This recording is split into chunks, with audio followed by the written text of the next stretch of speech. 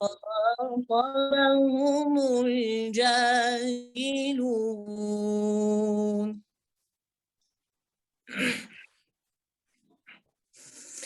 وإذا خاطبهم الجاهلون قالوا سلاما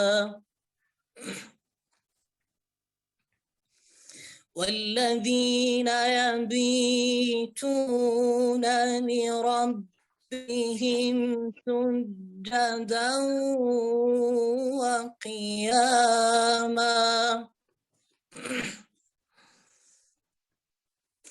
والذين يقولون ربنا اصرف عنا عذاب جهنم إن عذابها كان غراما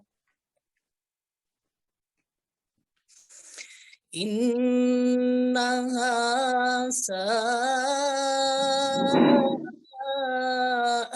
مستقرا ومقاما والذين إذا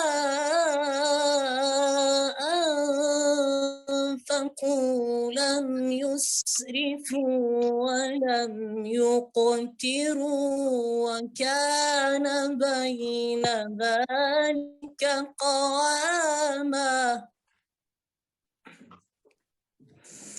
والذين لا يدعون مع الله إلها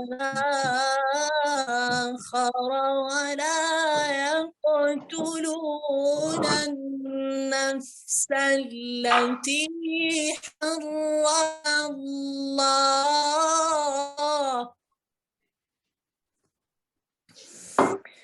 والذين لا يدعون مع الله إلها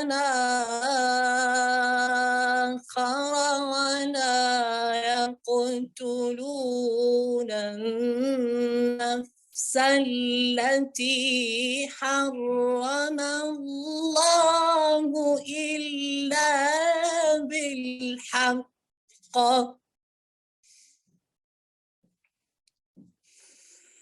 والذين لا يدعون مع الله إلها آخر ولا يقتلون النفس التي حرم الله إلا بالحق ولا يزنون ولا يقتلون النفس التي حرم الله إلا بالحق ولا يزنون ومن يفعل ذلك يلقى أثاما يضاعف له العذاب يوم القيامة ويخلد فيه مهانا إلا من تاب وآمن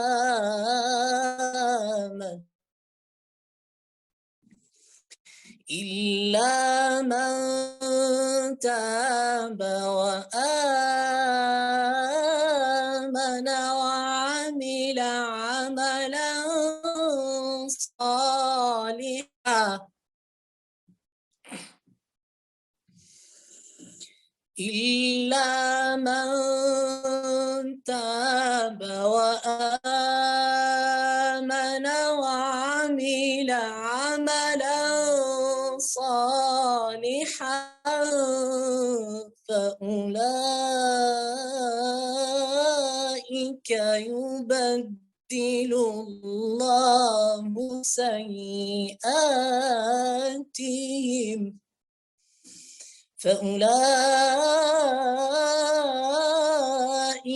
يبدل الله سيئاتهم حسنات وكان الله غفورا رحيما ومن تاب وعمل صالحا فإنه يتوب إلى الله متابا والذين لا يشهدون الزور وإذا مروا باللغو مروا كراما والذين إذا ذكروا بآيات ربهم لم يخروا عليها صما وعميانا والذين يقولون ربنا هب لنا من أزواجنا وذرياتنا قرة أعين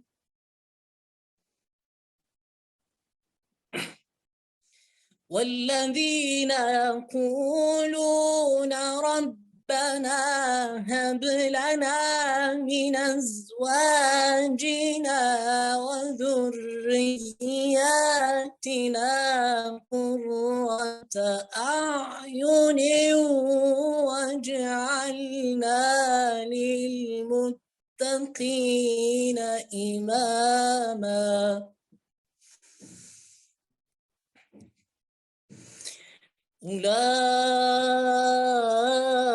أولئك يجزون الغرفة بما صبروا ويلقون فيها تحية وسلاما خالدين فيها حسنت مستقرا ومقاما قل ما يعبأ بكم ربي لولا دعاؤكم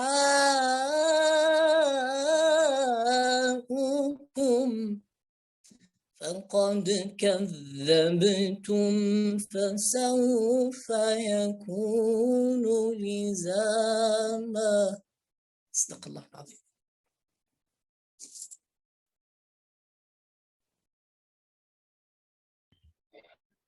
بارك الله فيك. ما شاء الله بارك الله عليك.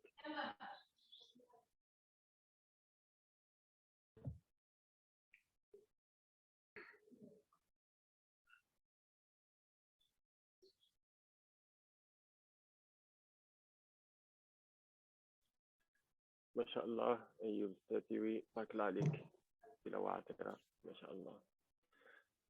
So everyone, I hope you could hear me well. Thank you again, Mr. Ayub. Thank you very much for the recitation. We go ahead with the second part of this first opening, which is a keynote speech by Mr. Abdelouahed. Mr. Abdelouahed, you have the floor.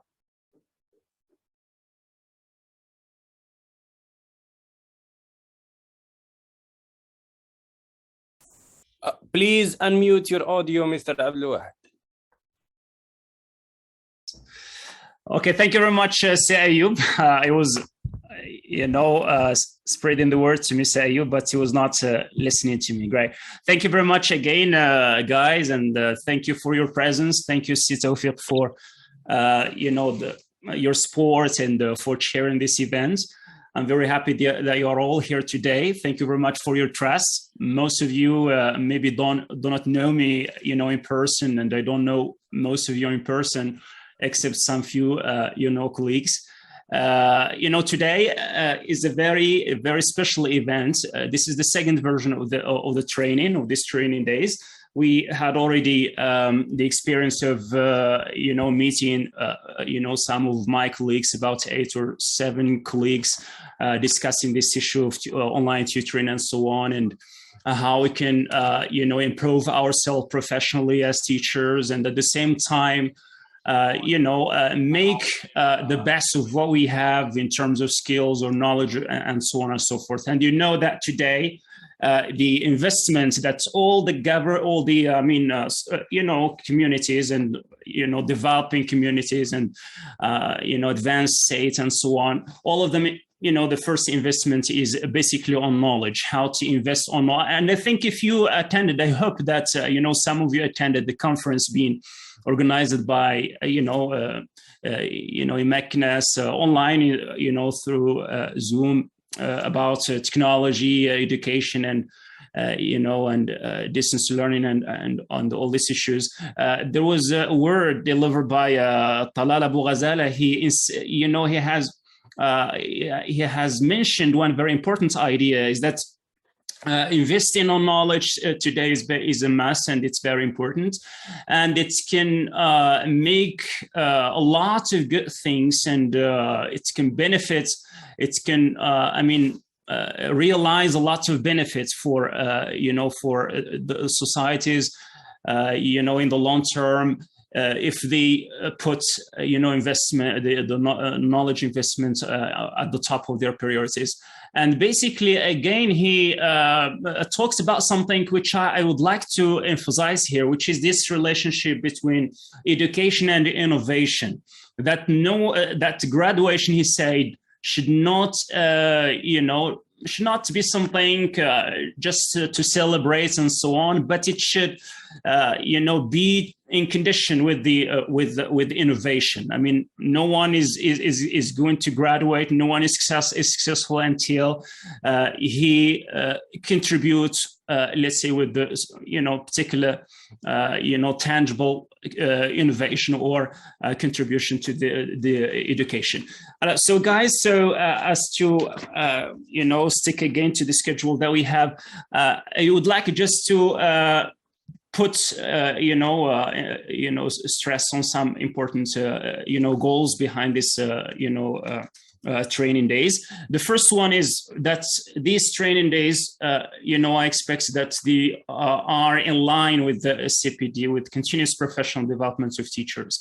We need to improve ourselves professionally, and one of the ways to realize that goal, and that's teaching objective, or learning rather objective, is to make use of the communication and technologies and information technologies in education. And I think that online tutoring is one way to realize that aim, and this will help us improve professionally, because the question of ICT has to do with action. It's not something that we that we talk about just theoretically and so on.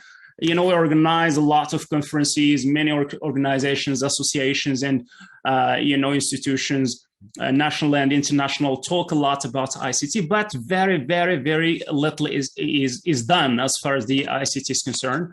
ICT has to do with the use of this information communications and communication technologies in a productive way, not just consuming these tools and and presenting and for presentation purposes and so on, and then claim that we are using the information technologies and that we are developing and catching up with the modern technologies and so on. I think that ICT has to do with the use of these tools in order to contribute to the developing our own materials, for instance, finding out new innovative ways in teaching and so on, and making use of this ICT in online tutoring, which is our main theme today.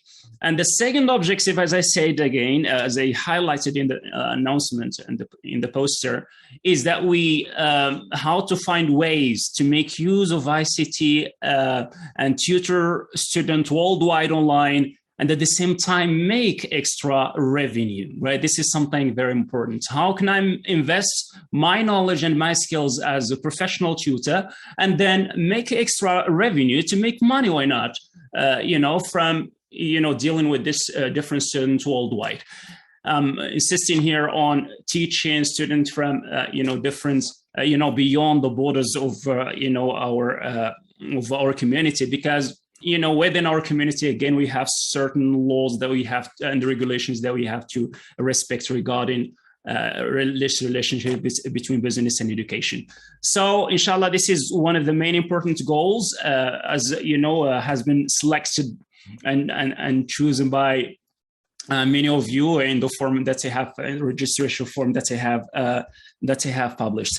So online tutoring, guys, is any kind of teaching that takes place virtually, making use of information, of the IT tools and so on, in order to help students learn whatever, right, to certain subjects, be it English or any other subjects. So this is not really, just limited to the English language, but it's something, the scope is very broad. And these are exactly the main important aims and learning goals, training goals that we are going to, let's say, to realize, inshallah, and practice together. So thank you very much for being here, all of you, and I hope, inshallah, that we'll enjoy some good moments and exactly benefit from this training, especially that we are going to have, continuous support after this training, right? As I did with the first, group, we are going to have, inshallah, have a WhatsApp group or, get connected together so that we can, guide each other, right, till, inshallah, we realize the aims and the objectives of this training. Thank you very much, Sid Tawfiq, and thank you all of you for being here. Thank you. Thank you very much, Mr. Abdelouahed, for your insightful action and keynote. You've tackled some very important aspects to the training. It is also let's say, one of its kind opportunity for educators in Morocco to hone their teaching skills online and to learn about the different strategies. We could also share with them our experience teaching online and to help them take their first steps in the journey. Thank you again, Mr. Abdelouahed, for the introduction. We move to the second part of this morning, let's say, sessions, which is a 30-minute presentation, followed by a 30-minute discussion about a very important topic that will set you off on this online journey. It is on the online English online tutoring requirements. I think it is a very important topic. That is why it is placed in first, let's say, sessions of the training. Requirements here, we're talking about the different requirements are going to be shared by Mr. Abdelouahed, of course. Thank you. Thank you so much. Thank you, Sid Tawfiq. Yeah, you can go ahead with the presentation. Thank you so much, Sid Tawfiq. Before that, I would like to share, an overview on the program, very short global view on the program. I know I have already shared the program with you, but there are certain points that we need to focus on here. So, guys, this is the first, session, which is an opening session, and in the afternoon, we shall have, inshallah, an interview with Sid Tawfiq, the chairman of this, let's say, this training, and we'll benefit from his experience teaching online, and we'll open the discussion to share some very important, points and tips regarding language skills and so on. Then, inshallah, we have some very important points that have been highlighted here in yellow, which I would like to focus on, and then move on to the presentation regarding the online tutoring requirements.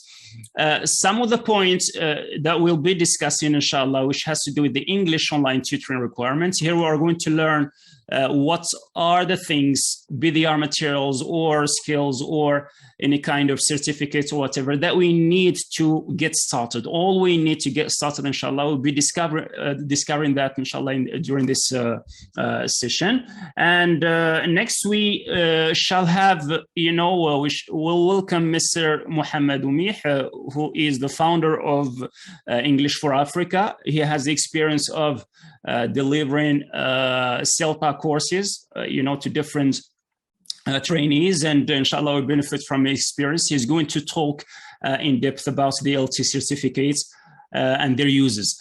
And in the afternoon, right, or beside that, inshallah, we shall discuss the online tutoring software and platforms. We'll discover different, platforms that we can start with, inshallah, to join the online tutoring. And in the afternoon, there will be the first workshop in which we are going to work together to draw an example or a sample of an online demo lesson, a template that we can use in order to distribute, tasks together, especially for some participants, so that they will take, inshallah, they will involve in demo lessons and teach some 15 to 30 minutes lesson. And of course, there will be some, at the same time, classroom observations and the discussion of some best, LT practices. We'll also have a very important workshop, which has to do with the writing a good business profile description. It's a very important point here, because this is one of the requirements of joining any online platform.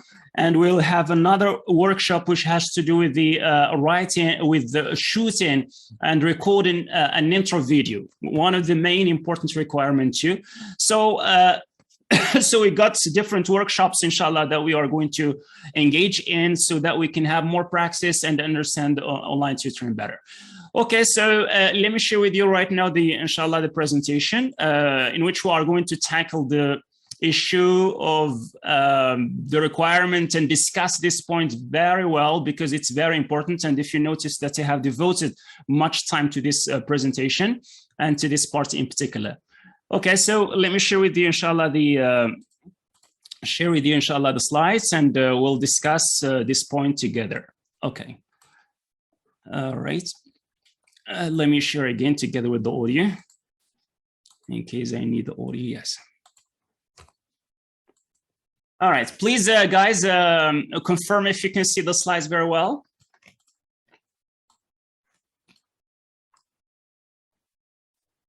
Hello, guys. Can you? All right. Okay, that's fine. Thank you very much.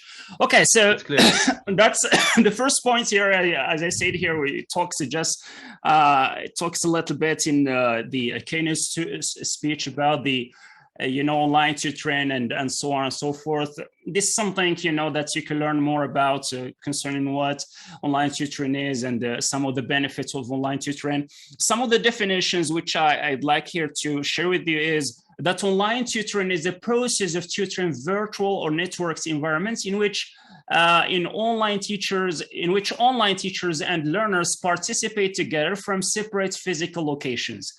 Okay, so this is one very important point here, is that this question of geographical or physical constraints are no longer exist. They are no longer a problem. And aside from space, from different, people belonging to different locations, participants can also be separated by time, right? They can belong, mostly they belong to different time zones and so on. They can belong to the same time zone as if one here in Morocco and the other one is in France and so on. But, they communicate in real time, and they can share a lot of things together, regardless of time, regardless of the locations. And online tutoring, on the basis of this, is the process of teaching.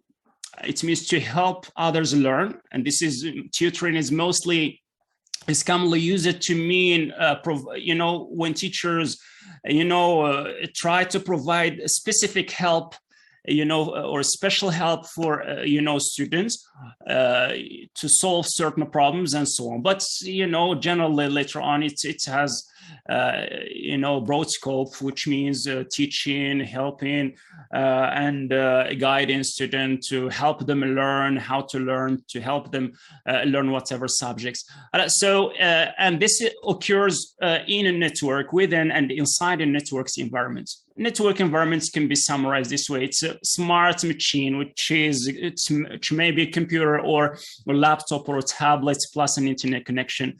These are the two basic things that we need to create such networked environments. And the tutor here can have a one-to-one lesson, or it can have a group session. It can teach, either have this one-to-one, right? Okay, just virtually face, one student, or you can also teach a group of students, mostly 4 students, 3 students, 4 students, 5 students to 6 students, but the group is not that large. Mostly it's a small group session, right? And both the tutor here and the students get connected in real time, despite these differences in time zones and locations and so on. They can communicate live, in real time. And the tutor can be working either for a company, right? For those who start tutoring, you find that tutor works for a certain company, a tutoring a company that provides tutoring services online, or he might be himself, or she herself might be a business owner.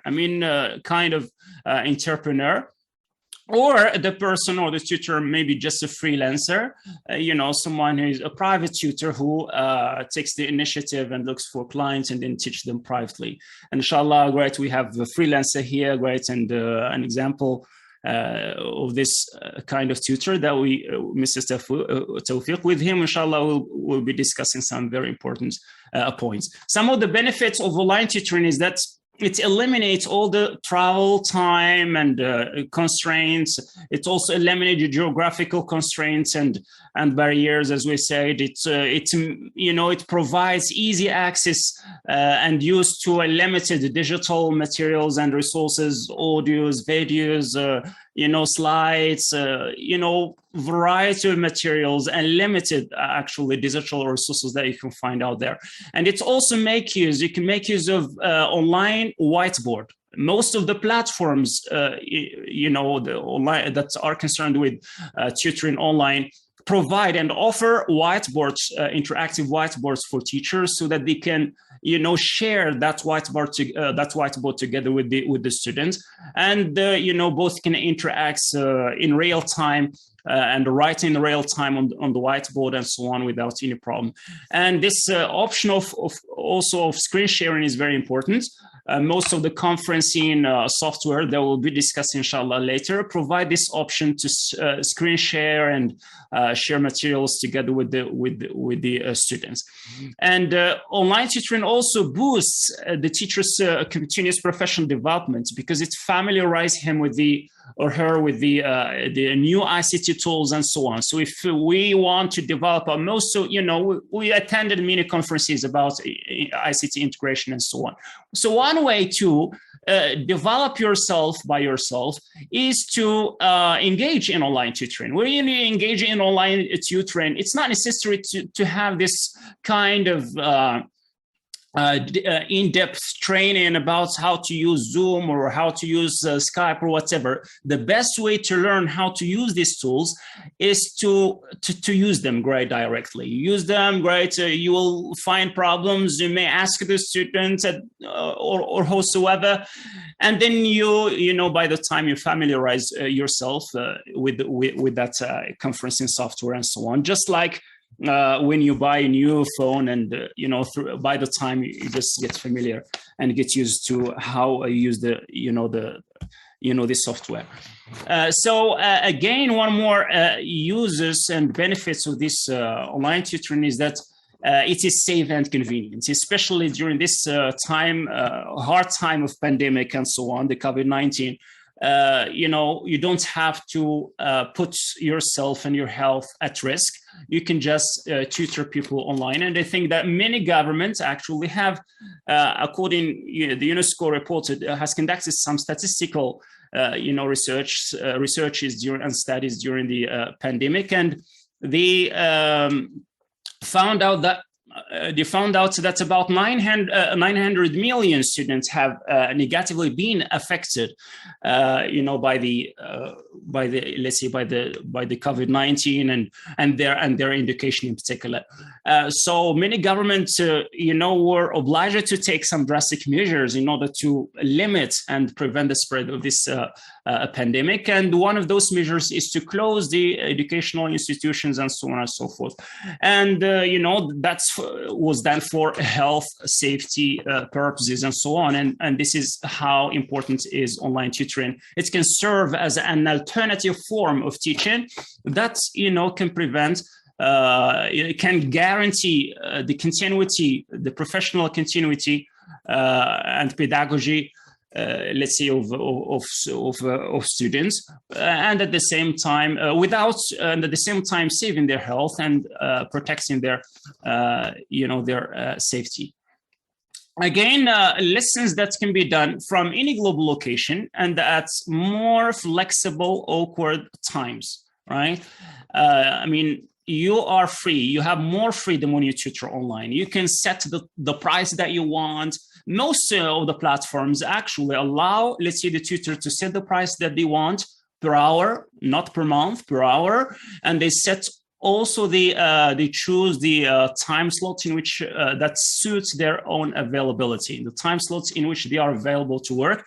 And if you have maybe full-time, if you are full-time teachers, and most of us are full-time teachers, so it's this kind of or form of teaching makes it convenient for you to tutor students all around the world, at a later time at night or in a time you want, or in which you are available, at which you are available. Okay, so there are many great benefits for tutoring online, especially for learners too. So learners can engage in learning better than if they just learn in a traditional way. So this online tutoring, which involves the use of the ICT tools, makes students actually involved and deeply engaged and cognitively engaged in learning, because they are learning, they are having fun when they are playing with such tools and so on, and using them, selecting, matching with all the different and varied activities that we know.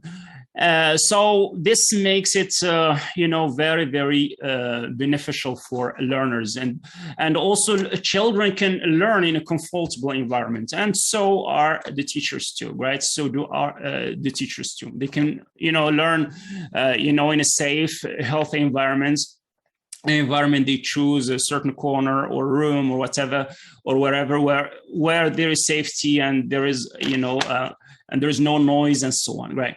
Okay, so let's proceed so as not to exceed the time limit that we have.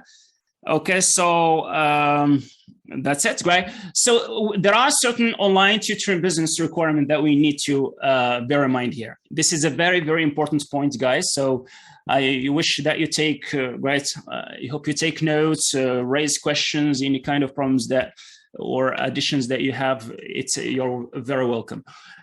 So the first thing is this machine, this smart machine, which is the laptop.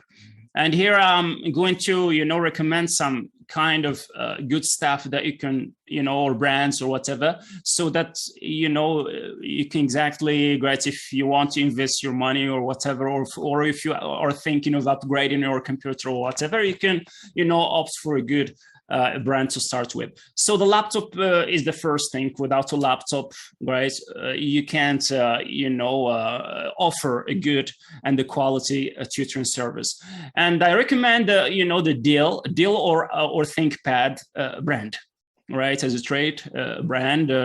These are the two, brands I actually use it, and many professionals actually recommend such brands, especially the minimum requirements for such a machine. The minimum requirements for a better experience is if you have an i5 processor laptop, that's going to be perfect. That's going to be great for tutoring. An i5 processor with at least let me say at least 4 gigabyte RAM. If you want to, the better option, great, 8 gigabyte RAM or 8 gigabyte RAM, that's going to be good, but no less than 4 gigabyte RAM. And again, 64 bits performance. It's very important. Why? The performance should be high, 64, and also it's better if the processor is powerful enough. i5 is perfect. i7 is great, amazing. And also for the RAM, it's very important. For the memory, if it's 8 gigabyte, that's going to be perfect. If you don't afford, maybe it's not necessarily great, but these are some of the ideals that we can put let's say in mind, so that when you think about upgrading your laptop, try to upgrade to an at least 8 gigabyte RAM laptop. Because why your laptop should be such powerful? Because tutoring online means some sort of video conferencing, right? It's a video conferencing, all right? And when you are teaching online, and it's a video call, and and at the same time you are using, together with this, you're using maybe a PDF or Word, and then writing at the same time, and you're doing a lot of things, or maybe an application is functioning at the same time. So you need a powerful laptop so that the quality of the audio and the video and the image remains as it is, and so that also the what you're doing in PDF or your Word documents is functioning well without any interruptions or problems. Again, a webcam, I recommend to use an external webcam, right? Instead of the webcam or the integrated webcam that you have in your laptop. The integrated webcam is not that good quality webcam. It's most of the time it's blurry. So if you want to provide high quality tutoring service, I recommend to use an external HD webcam, right? And here I recommend the brand Logitech. Logitech actually is very known widely and very popular among professionals as one of the best external webcams out there, HD webcams out there, and it is mostly autofocus webcam, and it's provides good quality video, and and this is something very important, because when you're teaching students, especially kids, they need to see pictures, flashcards, and so on, instead of just showing them on the screen and so on, right? So I got here an example here. I'm using a Logitech camera, by the way, right now, and I've got another example here. So this is I recommend 2 brands actually. We got the C920, C920, and we have C930E, C930E business camera. And these are Logitech, cameras, and they are very, very, powerful and very nice for online tutoring. Again, we got the microphone or the headphone, right?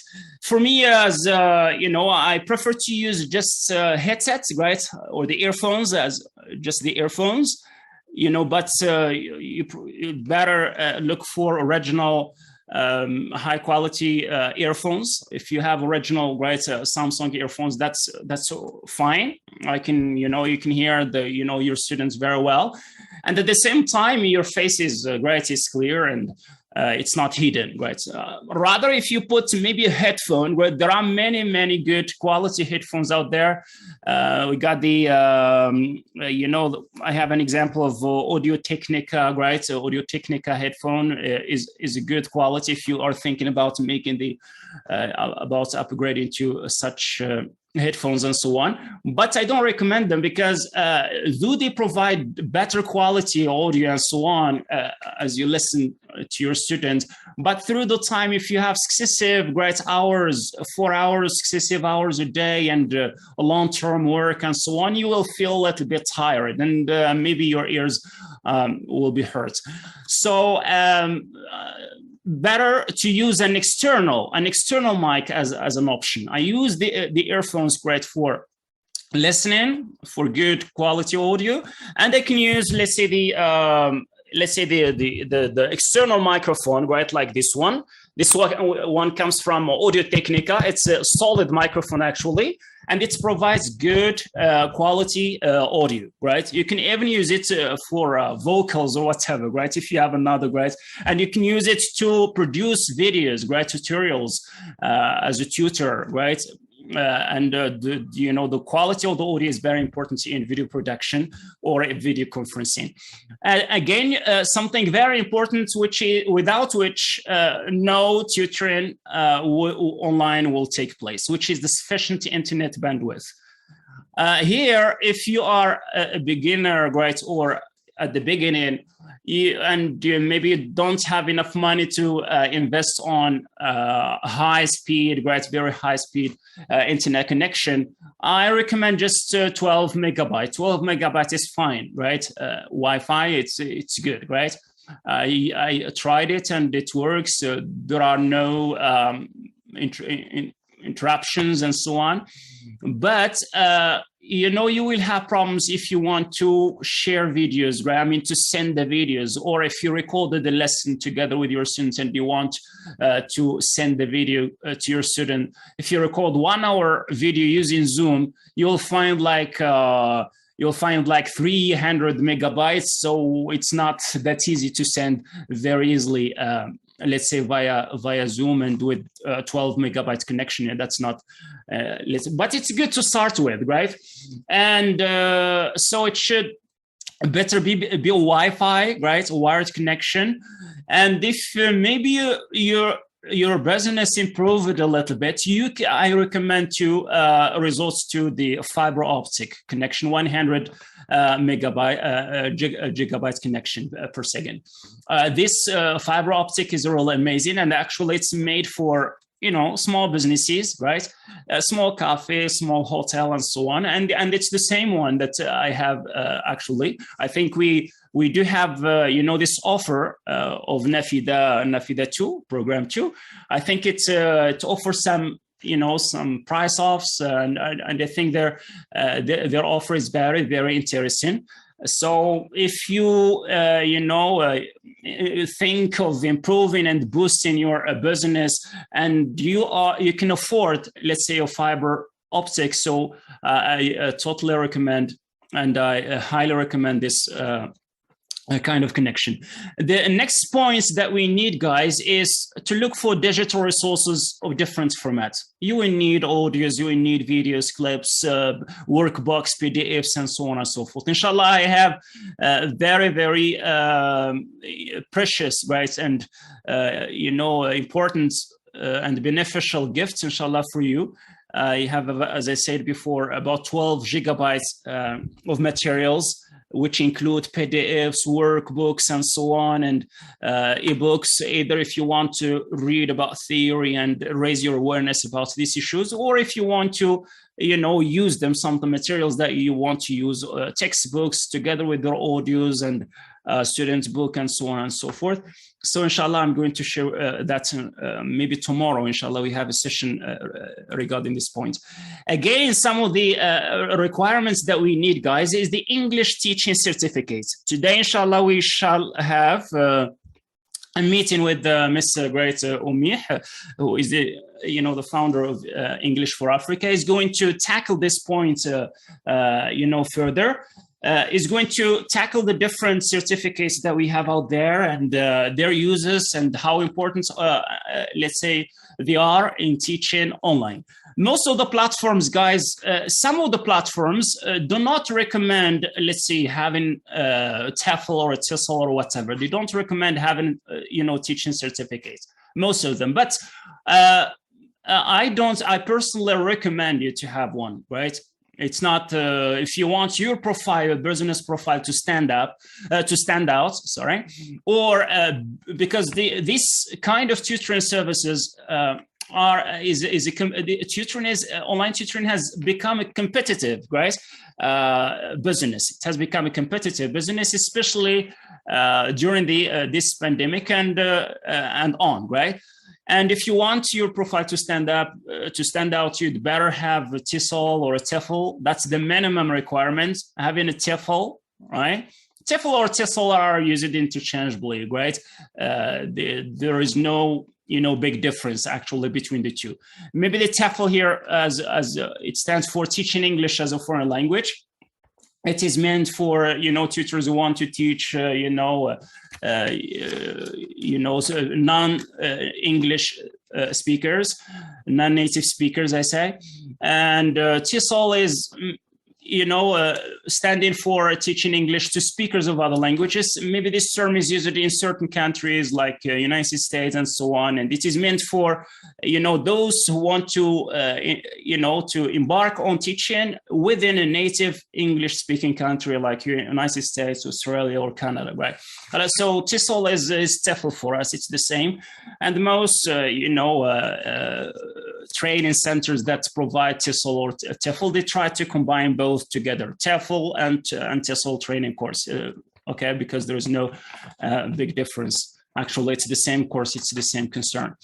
And we have again another term which is common, which is quite similar to TESOL, which is the teaching English as a second language. Again, it has to do again with certain countries, especially the English-speaking countries like the United States and America and so on. So these are all, the same thing, right? TEFL, TESOL, right? It's no big difference. It's teaching English to non-native speakers. And here we have CELTA. CELTA here is you can consider it as the brand of TEFL, right? It's the brand of the TEFL. It's the top and the highest quality of TEFL out there, right, internationally. Because why? Simply because it's issued by, Cambridge, right?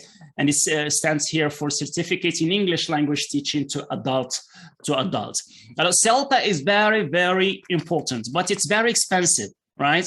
TEFL or TESOL it's cheap, right? You can find, many centers that provide, cheap, TEFLs with the same content, which is very interesting and very important. But for CELTA, it's very expensive. It would cost like, more than at least $1,000, right? $1,000 to $1,500. So it's a little bit expensive, and it's issued by Cambridge. And there are many authorized centers by Cambridge worldwide, and even in Morocco here. Inshallah, right, we have, as I said, Mr.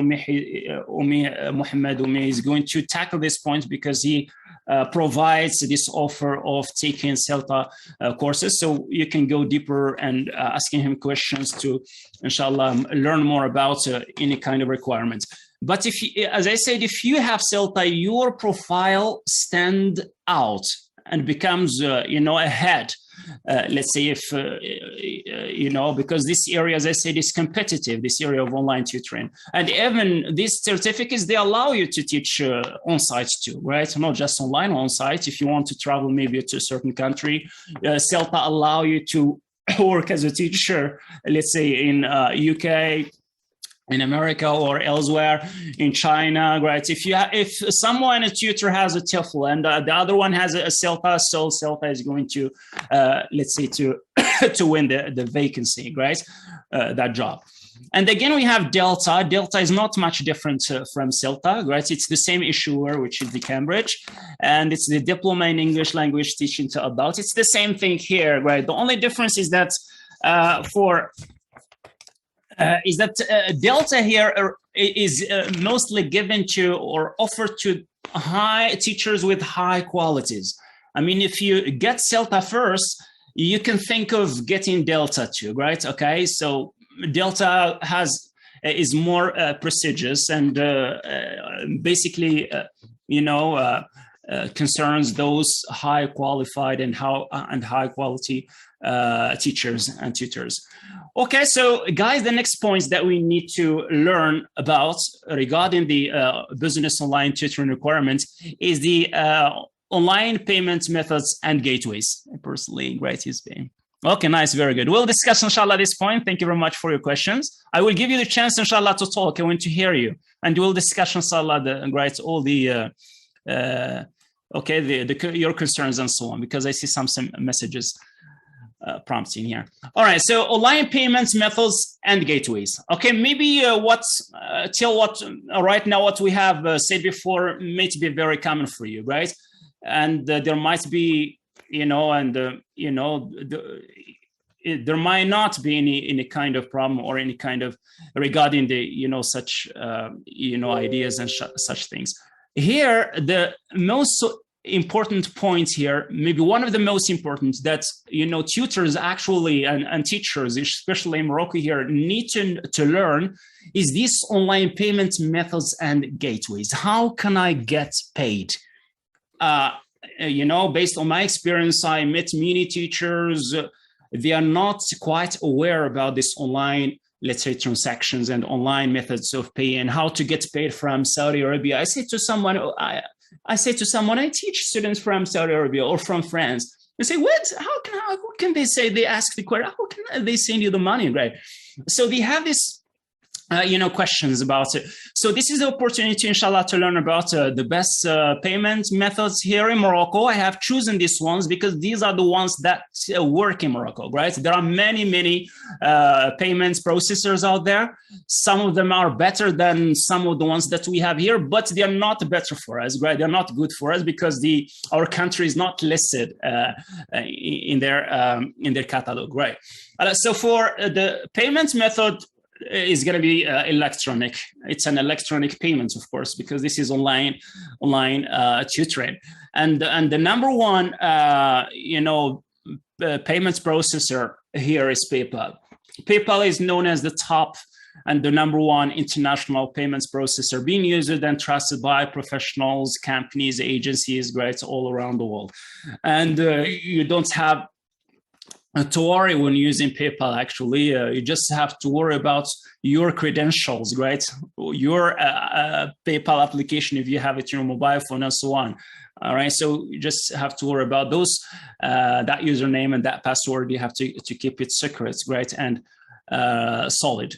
So PayPal, you can create PayPal as an electronic bank account. You create it, freely, for free. It's not something that you have to pay for when you create it, but you need and you can start receiving the money, right? Okay, once you create your PayPal account, okay, so the PayPal is created using an email, and so that email is very, very important, right? So you should be careful about the email that you use.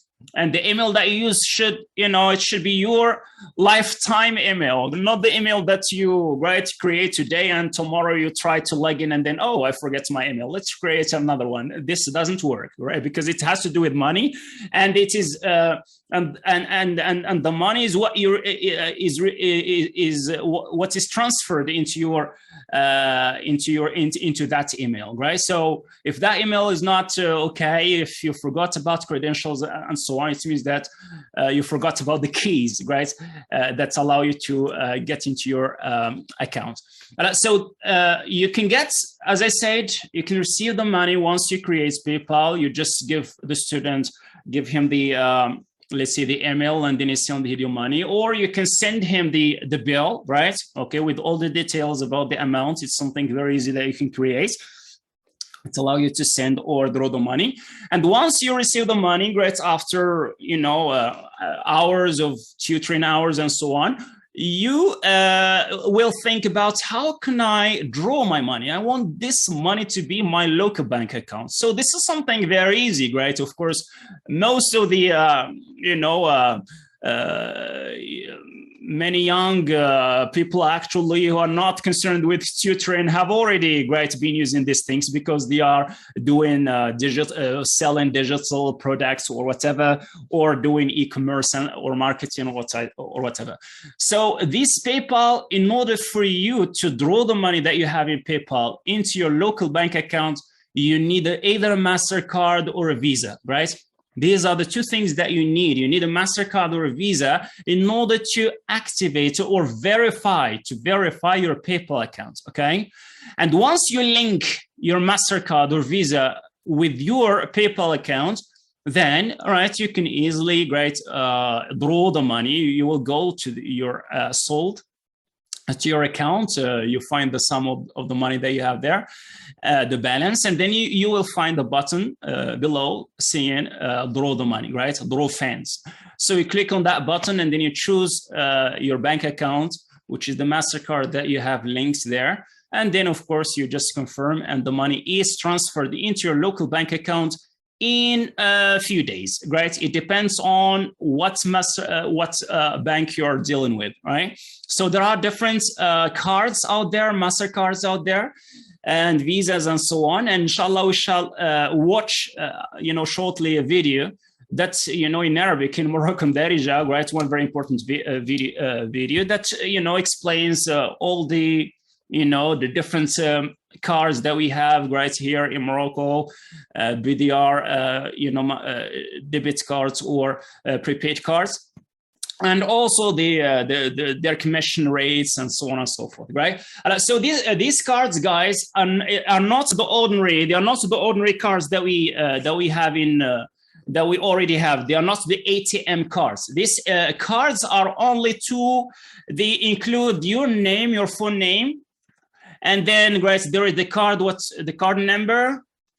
And then three numbers, which are the CCV code, right? Security code. These are the numbers that you just use if you want to buy or sell something, right, online and so on and so forth, right? So you've got to keep those numbers secret, right? So I say it's an international card. It's an internet card that you can use via the internet, not the normal card that we use, for the ATM. It's not the one that we use to draw the money. We don't use this one to draw the money this way, but we just use it, online virtually. Mostly in Morocco here, they encourage to use them for buying and so on and so forth. But for you, for those who work, who have a business or something like that, right, with such tutoring service, they try to, verify their PayPal account so that they can draw the money, not just consume and buy and so on. Again, we got to the Western Union. This is another option actually that you can use, right? So this is some sort of wire transfer, right? You can, I was actually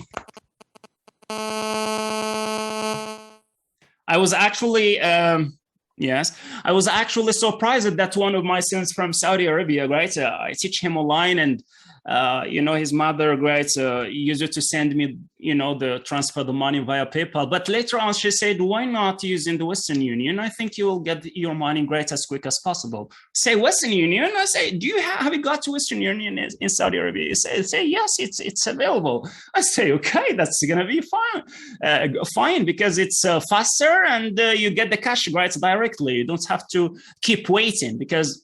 When using the PayPal, and you transfer the money, it takes a few days, as I say, and the average days it takes, from 3 days to 7 days, according to the bank account, as I said, to the bank that you're dealing with and the card that you have, right?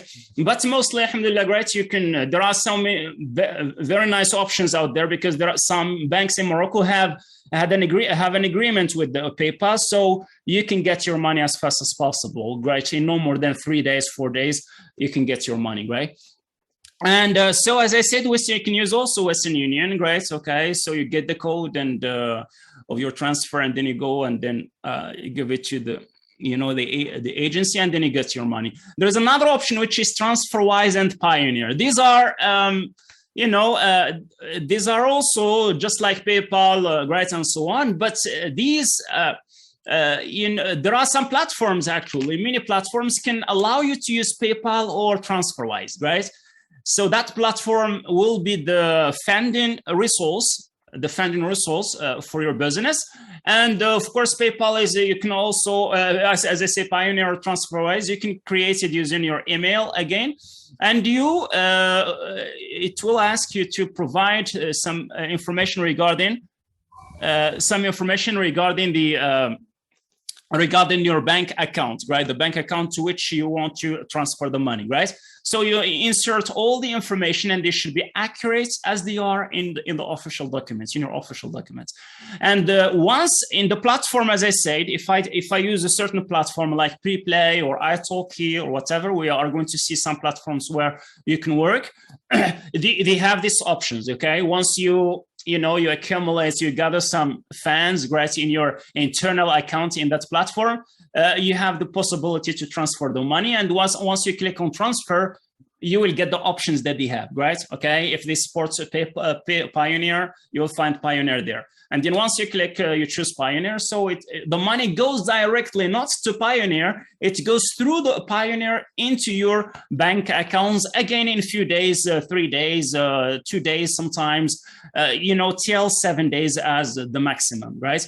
Okay, so I tried TransferWise, it works. I tried Pioneer, it works fine. I tried Western Union, PayPal, of course, and MasterCard and Visa, right? These are related to links to PayPal. So if you have any questions regarding this point, and it is a very, very important point, guys, you can tell me about that. These are not just to be used in online tutoring to get your money and transfer, and that's all, right? We should learn about all these things, because if you have enough money, right, you can study online and study in a very known university. If you want to pursue your study and so on, you can get your master degree online, an accredited, of course, master degree, and in a very known university. It depends on your what you can afford. And of course, the payment is done through PayPal, right? You have actually contacted the Cardiff University, a very known university in UK. It's very known, and I told them and asked them about the possibility of pursuing a PhD degree. You said yes, it's possible, especially in this pandemic and so on, right? Online tutoring and learning is better, right? Okay, so payment is just going to be via PayPal, and you study online without having to travel and endure, that's all the obstacles. I also contacted the Islamic International University of Malaysia, right? It's a very known, again, well-ranked university in the world. And also, right, they say, yes, it's possible to pursue your PhD study online without any problem. You just need to afford, the study fees and so on, right? Okay, so let's move ahead, right? And now we got, very interesting video to share with you, guys. It's about maybe 44 minutes. It will give you information about the different cards that we have in Morocco, in different banks. Not, as I said again, not the one that is valid only in Morocco, but the one that you can use through the internet virtually, not the one that we use for the ATM. السلام عليكم ومرحبا بكم في برنامجكم كيفاش، البرنامج اللي كنهضروا فيه على كيفاش نتعاملوا نستافدوا ونربحوا من الانترنت. وفي الحلقه ديال اليوم غادي نهضروا على كيفاش نحصل على بطاقه بنكيه مغربيه. Please confirm if you can hear the voice very well. سي توفيق. جميع العمليات اللي يمكن لي ندير على الانترنت. اذا بزاف ديال البنوك المغربيه اللي كتقدم خدمات متنوعه او بطاقات. Okay, so all right. سي توفيق, are you here? Yeah, sure. I think everybody could hear well. ولكن ما هي هذه البنوك؟ ما هي مميزات وسلبيات كل بطاقة؟ ما هي مصاريف البطاقة السنوية؟ ما هي أفضل؟ Just turning off the camera so that the connection is better for other participants to be able to watch the video. Sometimes if everybody is turning on their camera, the connection needs to go a little bit slower. Yeah. برنامجكم كيفاش؟ البرنامج اللي كنهضروا فيه على كيفاش نتعاملوا نستافدوا ونربحوا من الانترنت. Okay, if you can't hear, please let me know.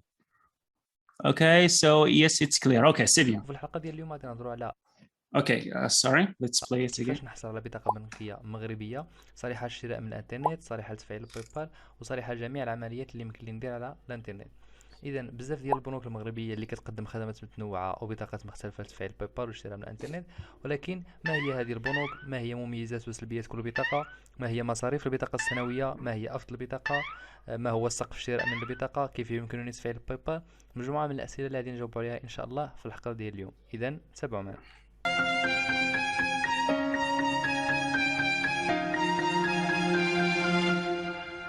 اذا غادي نهضروا ان شاء الله على البنوك المغربيه بهذا الترتيب، كل بنك والبطاقه اللي كيقدمها والمميزات اللي كيقدمها. اولا غادي نهضروا على الشركه العامه، ما هي البطاقه اللي كيقدمها، ما هي مميزاتها وما الى ذلك.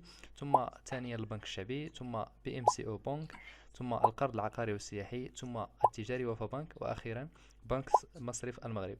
وفي اخر ديال الفيديو غادي نهضروا على ما هي افضل بطاقه من بين هذه البطاقات، ثم غادي نهضروا على البطاقه اللي كنخدمها انا شخصيا. إذا أولا الشركة العامة. الشركة العامة كتقدم بطاقة ماي إيكارد، وهي بطاقة مسبقة الدفع صالحة للشراء من الإنترنت بدون مشاكل، وصالحة كذلك لتفعيل الباي بال بدون مشاكل. للحصول على البطاقة يجب أن تتوفر على بطاقة التعريف الوطنية، وأن تتوفر أيضا على حساب بنكي لدى بنك الشركة العامة. مصاريف الحساب البنكي هي 220 درهم سنويا، ومصاريف البطاقة هي 99 درهم سنويا. ثم بعد المعلومات الإضافية، البطاقة صالحة لمدة 4 سنوات، يجب شحن البطاقة قبل استعمالها، يتم خصم 2% عن كل عملية شراء، وأن سقف البطاقة هو 1000 درهم. إذا هذه المعلومات اللي قلنا غادي نشرحوها باختصار، وهي كتنطبق على بقية البطاقات الأخرى وبقية الشركات الأخرى. انا البطاقه صريحه الشراء من الانترنت بدون مشاكل، يعني يمكن لك تشتري من اي موقع سواء مغربي او لا غير مغربي. يمكن لك تشتري من تايني ديل، يمكن لك تشتري من جيميا، يمكن لك تشتري من امازون، يمكن لك تشتري من اي موقع. البطاقه صريحه تفعيل الباي بال بدون مشاكل. طبعا من كتنشئ حساب باي بال جديد ضروري كيخصك تفعل هذا الحساب، والطريقه باش كتفعل الحساب هي جوج طريقات اللي كاينين. يا اما كتفعلوا بطريقه الفيزا اللي هي هذه الطريقه، او لا انك تفعلوا عن طريق حساب بنكي امريكي. للحصول على البطاقه يجب ان تتوفر على بطاقه التعريف الوطنيه، يعني خصك تكون عندك كارت ناسيونال باش تحصل على هذه البطاقه، وخص يكون عندك حساب بنكي لدى بنك الشركه العامه. يعني منين كتحصل على البطاقه كتوجه البنك الشركه العامه، كتدي معك لاكارت ناسيونال وكتقول له بغيت نفتح حساب بنكي وبغيت نحصل على بطاقه ماي كارد، وكيفتحوا لك الحساب البنكي ديالك. كتخلص سنويا 220 درهم للحساب البنكي، وكتخلص 99 درهم للبطاقه، يعني المجموع 319 درهم اللي عاد تبقى تخلص في العام. معلومات اضافيه، البطاقه صالحه لمده 4 سنوات، 4 سنين كتبقى عندك البطاقه. من بعد ذلك لو بغيت تستمر معه كتجدد بطاقه وكتطلب بطاقه اخرى وكيعطوها لك. يجب شحن البطاقه قبل استعمالها، يعني انك الا بغيت تشري شي حاجه كيخصك اولا تحط الفلوس في البطاقه. بغيت تشري مثلا شي هاتف 1000 درهم، كيخصك اولا ديك 1000 درهم تكون عندك في الحساب ديالك. ما يمكنلكش مثلا، كاين بعض البطاقات كيخدموا واحد الخدمات بحال كانها قرض، يعني كتشري شي واخا يكون عندك في الحساب ديالك 0 درهم كيمكنلك تشري من الانترنت، ومن بعد ذلك فاش كيدخلوا الفلوس كيقطعوا داكشي اللي شريتي. هاد البطاقه لا، هاد البطاقه كيخصك تشحنها عاد تستعملها. يتم خصم 2% عن كل عمليه شراء، يعني نعطيو مثال، مثلا الا شريتي شي هاتف ب 1000 درهم، 2% هي 20 درهم. يعني مثلا نقول شريت هذا الهاتف من تايني ديل، غادي تخلص 1020 درهم. 1000 درهم كتمشي لموقع تايني ديل، و20 درهم كتمشي كمصاريف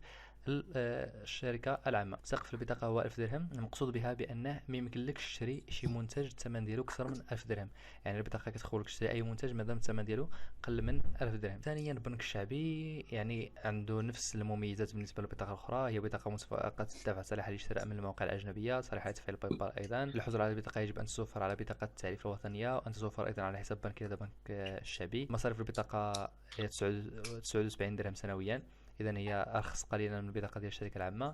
ثم ان البطاقه صالحه لمده 4 سنوات، يجب شحن البطاقه قبل استعمالها، يتم خصم 2% كذلك عن كل عمليه شراء. سقف البطاقه بالنسبه للمواقع المغربيه، الا شريتي يعني ماشي موقع مغربي، عندك في حدود 5000 درهم، في حدود 5000 درهم يمكن لك تستعمل البطاقه. سقف البطاقه بالنسبه للمواقع الاجنبيه هي 10000 درهم.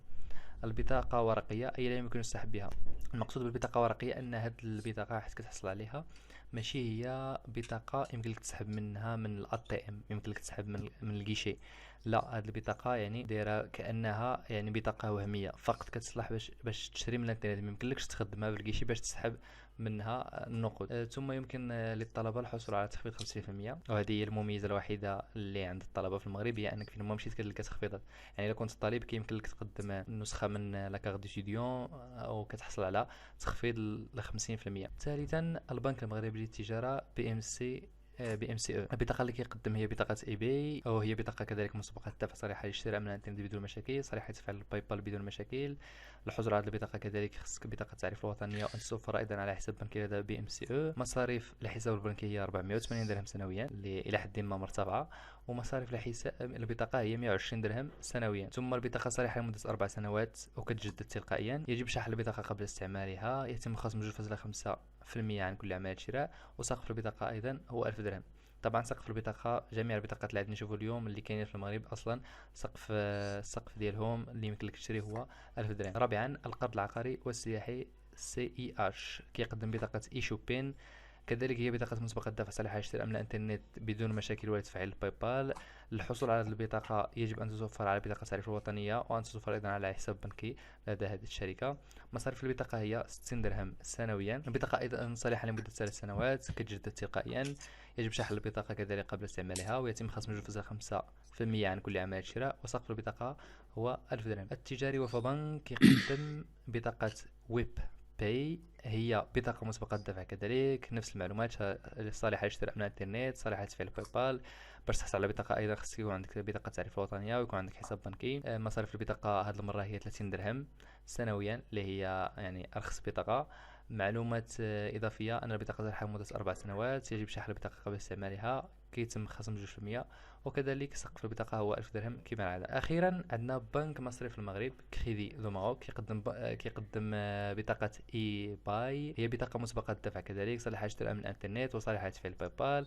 كذلك الحصول على البطاقة نفس الشيء، خصك بطاقة التعريف الوطنية، وأن توفر أيضا على حساب بنكي لدى بنك مصرف المغرب. ثم معلومات إضافية أن البطاقة صالحة كذلك لمدة 4 سنوات، ويجب شحن البطاقة قبل استعمالها، وأن سقف البطاقة 1000 درهم. إذا 6 البطاقات مختلفة، 6 البطاقات كل وحدة المميزات ديالها، ما عليك انت الا تختار، ولكن بحكم التجربه احسن بطاقه اللي كاينه حاليا في المغرب اللي كتعطيك جميع المميزات مفتوحه هي البطاقه اللي كتقدمها الشركه العامه، بطاقه ماي ايكار، لانها كتقدم لك جميع المميزات اللي يمكن لك تحصل عليها. يمكن لك تفعل بها حساب الباي بال، يمكن لك تسحب منها النقود، يمكن لك تدخلها النقود بدون اي مشاكل، رغم انها في الاونه الاخيره بدات كتبان فيها شي مشاكل، ولكن مقارنه باننا في المغرب احسن بطاقه حاليا اللي كاينه هي بطاقه الشركه العامه. انا شخصيا بطاقه الشركه العامه ما كنستخدمهاش، انا كنخدم بطاقه البنك الشعبي. علاش؟ لان انا عندي البطاقه ديال بايونر اللي هي كتقدمها شركه بايونر. انا بالنسبه لي كنعتقد بانه واخا المصاريف مرتفعه شويه ديال بايونر، ولكن يعني كتعطيك حريه اكبر.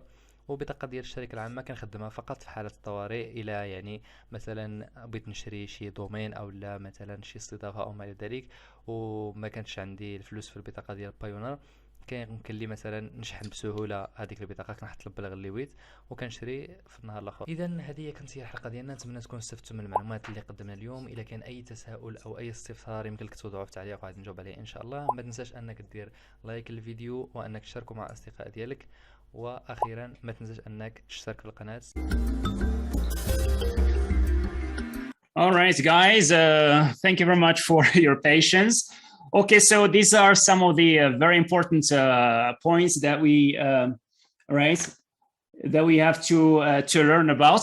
Okay, inshallah, alhamdulillah, great. We still have 30 minutes, great. Okay, from now to 12 o'clock, inshallah, we shall stop because we'll have a session or a panel for discussion about or an interview about the different international LT certificate to learn more about these and their uses, with Mr. Great Mohammed Umi. Right. So as you have seen, great guys, so there are many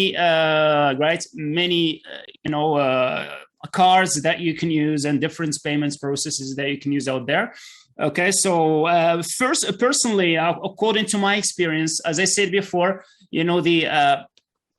the PayPal has an agreement or had an agreement together with some Moroccan banks, basically the Popular Bank and CIH, right, and maybe Sharika Al Amma too, I think. So these banks are better to deal with them, great, when it comes to paying online or receiving money online and so on. Personally, I use it Payoneer first, right? Payoneer does not require any card right now. It doesn't require any card. You can use it creates Payoneer and so on. But the platform should be supporting Pioneer, right? If the platform that you're working in supports Pioneer, so you just need to provide to link your bank account details into Pioneer. And once you draw your money from the platform, from your account on the platform to Pioneer, it's the money goes directly to your local bank account. Otherwise, if you want, if you want to get the card, it's good, right? But I don't think that the card is recommended, right? Because since you are going to get money directly into your bank account, you can use your bank, ATM card to draw the money, right? Otherwise, there are, people who might, request, let's say, the Pioneer card, and they can get it. But there are some conditions because the card witness. And the card is showing great witness, some changes, and you need maybe to have about $1,000, guys, about $100 maybe dollars of transactions and so on, guys, so that you can request such a card, guys. And this card, which is a Pioneer card, which is not, of course, a Moroccan one, can be used to draw the money from the Moroccan ATM, right? Once you get the money, because this is a MasterCard, right? MasterCard is world and international grade service. As you have seen again, we talked about the iCard from the Popular Bank. This is the one that I'm using, the iCard, right? So in addition, of course, to your ATM card, you go and then you request or say, okay, I want to please the iCard, right? I want to buy. Don't tell them that I have a service and they want to draw the money from, let's say the PayPal or whatever. Just tell them, right, that I want, the iCard, because from time to time I need to buy some products and services online, right? Because once you say that you have a kind of commerce and then you want to get the money and so on, right? Okay, they try to make a lot of obstacles actually at the beginning, right? They don't want you to do that, right? They just want you to use it for buying, for consumptive purposes. All right, so that's it, guys. So this is the one I use, and it's perfect. So I linked it to my PayPal account. So once I get some funds in my PayPal account, I can draw the funds into let's say bank accounts. I choose bank accounts, and then I choose my card, which is linked there. And then the money, right, gets into my local bank account just in 3 days, especially if you have to know exactly when to do this transaction of drawing the money, right? I prefer at the beginning of the week, like right, Monday, or better on Wednesday, right? On Wednesday. But why? Because in Wednesday, all right, of course, they will need to take like 3 days, as I said, to 7 days sometimes, and the maximum of 14 days. If there are some issues and so on, you have the maximum of 14 days. And they don't make any great processing during the, let's say during the weekend, right? On Saturday and Sunday. So they will account Monday, Wednesday, and then we have Thursday, it's a working day, and then Friday. Okay, they say, okay, we don't have, all right, so they just, you can find the money just on Friday, right? The money can be processed into your bank accounts on Friday. Otherwise, you can start at the beginning, let's say of the week, which is Monday, but avoid making the transfer on Saturday and Sunday. Okay, so these are the different, I also have this, service, the card by WePay by Atijari Wafa Bank. As I said before, it's good. It's a good option too, right? The same thing, the money transfer takes like 3 days, and sometimes if there are some issues, 5 days and maximum. And everything went to go. But at the beginning, you have to be patient, especially when you want to open your bank account or request this card. As I say, just tell them that I want the card for buying purposes and so on. Okay, so I will stop here because I want to hear you and hear your questions and hear the experience, because I have read let's say in your applications concerning your personal data that some colleagues have already 1 year or 2 years experience teaching online. I want to learn from them too. How do you get the money? How do you manage things regarding these requirements and so on? So please, the floor is yours, Tawfiq, to manage things. Yes, thank you. And sorry for taking for so long. We still have 30 minutes, guys, so I think I have respected the time. Thank you very much. Yeah, of course. We still have 30 minutes of discussion before the session with Mnih, and the floor is open for all the participants to ask their questions and discuss their ideas and probably things that they need to talk about. First start with sharing my experience with you guys about how I withdraw the money I have online. Of course, I use Pioneer, as Mr. Abdelouahed has already mentioned. Yeah, it is a good platform, and it is a good bank, an international bank that provides very good services and you might without having to receive a card from them. And once you receive your money on the platform of Pioneer, you could transfer them to your local bank. It could be CH or Banque Populaire, so it depends on your preferences. And of course, regarding what kind of account you'd like to have. Personally, I do have Banque Populaire and CH, which provide an e-card. You could buy, you could use to buy online.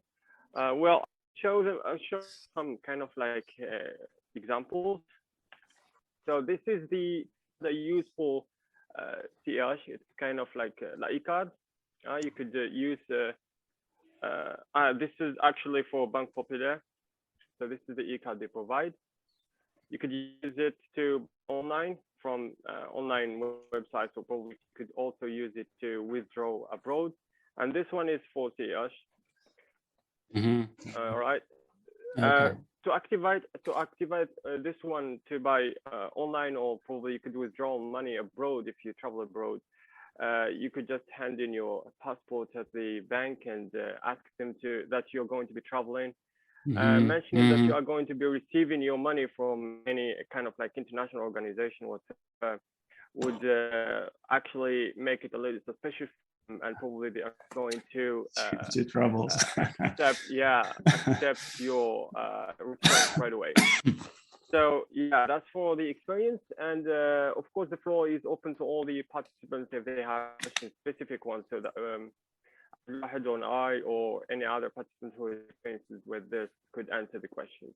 Please don't forget about all the points that we have discussed regarding the materials, laptop, camera, and all that stuff too. It's one very important part. Just briefly regarding the camera and the laptop and the microphone, the better the quality is, the better is your online teaching, the experience.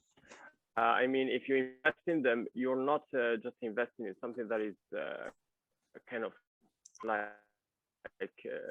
not going to get back to you with great, yeah. It's good to buy good quality materials. Once you do so, you'll experience change to better. I personally use 2 laptops. I have Windows and Apple MacBook. I use them exchangeably. It depends on what environment I'm in. If I go outside, I usually use my MacBook, and if I'm home, I use my Windows laptop, so that I could use different platforms, because different apps are used in on different systems, and sometimes you could not find a good alternative. Regarding the camera, yes, as mentioned by Mr. Abdelouahed, it's good to have an external camera, a good quality one, especially if your laptop has usually the laptops, as mentioned before, have kind of blurry, old-fashioned cameras, which are kind of 720p quality or even 480p quality. So they're not very good for your online experience, even though also for your students. So when they see that you have a good quality camera, they understand that you're professional when it comes to your teaching, and you want to provide good stuff, good lessons for them. So the camera is Logitech.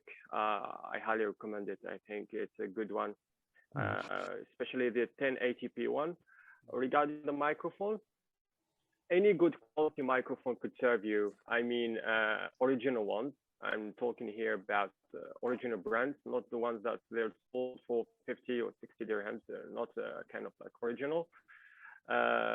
Regarding the external microphones, which are specified for teaching online or giving lectures or whatsoever online, I personally use a BM800 microphone with its sound card, of course. If you have a sound card, that's improve your quality, your audio quality. And I usually also use kind of like these ones. These are for my like I use with my smartphone and laptop as well, because their sound is good since they're original. As mentioned also, just I want to stress on this one: good quality materials make the experience even much smoother and better appealing for you to teach online. Yeah, dealing with kind of like one very important point you mentioned, Tawfiq, before we give the floors to our colleagues, is the operating system. It's very important here. I didn't talk about that. The laptop, better to have the latest updated, let's say Windows, which is, I recommend Windows 10 Professional, right? I mean, Windows 7 is no longer spotted, as you know, so it's not a good solution, because once you have a problem or you lose a system file or whatever, you will have troubles. You will have again to look for the Windows setup again to format your computer. I agree. I will talk a little bit just briefly about the system operations. If you're using a MacBook, the experience is good. It's fantastic. They provide very good online teaching apps. For example, you would not have any issues with that, especially if you have a kind of like one of the latest versions. I'm talking about 2016 upwards. Because the system or the operating system is updated, so then you'll have a better experience. Otherwise, if you're using a Windows, it's a good machine as well, especially Windows 10 Professional, as suggested by Mr. Are you an Apple guy or a Windows guy? My guy. Yeah. I first started as I'm not familiar with Apple. I know it's some sort of professional, some sort of competitor, right, when it comes to security and performance. But we are Windows guys. Indeed, yeah, correct. Personally, I've started using MacBooks as a start my operating system. Great. And the reason being is that once you work on your website online, or once you work on a picture, once you work on a lesson plan, the Microsoft Office suite is all kind of like inked. It all works good together in this kind of like Apple system, because kind of like the ecosystem provides this ability to work on them simultaneously without any issues. Great. This is the good point about MacBooks. However, I've started using Windows, I think 3 years ago, same also with using MacBooks as well, same time. The reason Windows is good, they've actually worked on the system so much. They've started providing apps as well, so especially the Windows 10. Free. Yeah. Favor, guys. Okay, Tawfiq, please, great. We need to give, inshallah, the chance to our colleagues. We need to listen to the questions, to their remarks, to additions, and so on. Thank you. I can't hear, probably the internet connection is not so stable. All right, yeah. Let's give the chance to our colleagues. We have 20 minutes left for the questions, and of course, you participants could go ahead and ask their questions. Yeah. Hello. Hello, Sir Mohammed. Yes. Hello. Assalamu alaikum. Thank you very much. Alaikum salam wa rahmatullah. Thank you. Thank you very much. Welcome. I really appreciate your contribution and efforts here. I have a question related to the payment, but in terms of it, I would say, relation to the students. So how do the payment schedule work normally? How does it work? Do you normally agree about different installments as per the sessions that are going to be provided? Do you put milestones to get, let's say, part or partial payments in certain periods of time? I would appreciate if you can enlighten. Great. Yes. Your questions are really remind us of many things. Thank you very much for this question. Thank you so much. Thank you. So guys, you should know that when it comes to students, you may have, kids, not just, adult learners, right? You may have kids, I mean, below 10 years or adolescents or young learners and so on. So mostly it's the parents who contacts me, right? When they need help with tutoring service and so on. So the parents contacts me, right, and then they express their needs. We need you to, to help our child learn the language and so on. Or you try to analyze their needs. We're going to discuss this point later on. And as far as your point, as far as payment, so we agree. Okay, so. Of course, most of them, they consult me. You say, in your opinion, right, Mr. Abdelouahed, how many great hours do they better need, right, to keep learning very well and so on. So I try to take into consideration, first of all, their conditions and so on, because they have to attend their ordinary sessions and so on. And once we agree on the number of sessions, and of course, I provide my own recommendation concerning the numbers of sessions per week, right? I would say, okay, I think that 2 hours, right, a week is enough, let's say, for this child, or maybe 3 hours.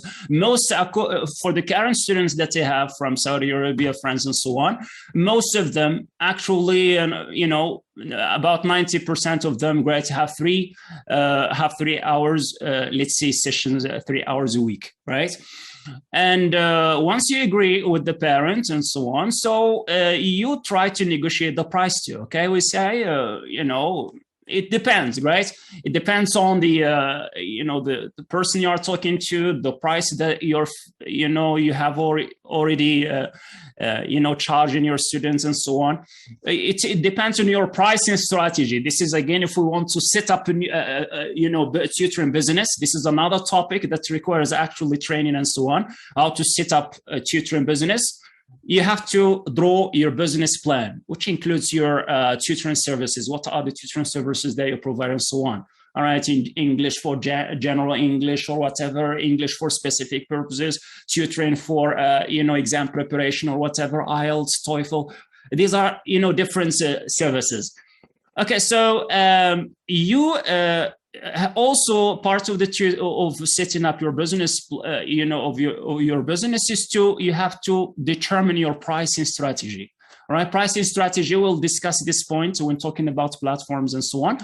So once we agree with the parent about about the price per hour and so on, mostly, my pricing strategy is that the student should, pay, the average amount, per month, right? Should pay monthly, right? Okay, 3 hours per week, which means 12 hours. So he has to, let's say the parent has to pay, 12, the equivalent of 2 hours, a month. So they pay at the beginning, right? Alhamdulillah, right? Most of them trust me, of course. It's a long story. We'll discuss that, inshallah, later on, right? When talking about platforms. It's a matter of trust. So they pay me via PayPal or Western Union according to their options and their preferred payment processor. This is a processor. This is something very important. You have to discuss with the target, target student or parent, what is the best, payment, processor for you, right? Because each area, right, differs. So they choose, for instance, PayPal and so on. Okay, so I send them the bill from my PayPal, or you can give them the email and then they send you the money, and then that's it, right? So in addition to the money, the amounts that we agreed upon, I tell my the parents or the target audience. That this payment, right, has got to, you have to, there are some fees that should be added to the total sum, right? And in order to calculate, in order to transfer the money, right, for, from PayPal to another PayPal account, PayPal, of course, is not there for free, right? So they have to take, some commission rate for each transfer, right? And I refer you to an application, right? This is it, right? This application is called, right, you can find it an Android application. It's called Calculate PayPal Fees, right? It's allow you to give you to type in the money, right, that you want to receive, that you should receive, which is the total sum, the equivalent total sum of the 12 hours, for instance, of the number of hours per month. And then, of course, this application calculate the PayPal fees, right, which you should add, let's say maybe $10, right, mostly for $100 for example. Let me show you, right.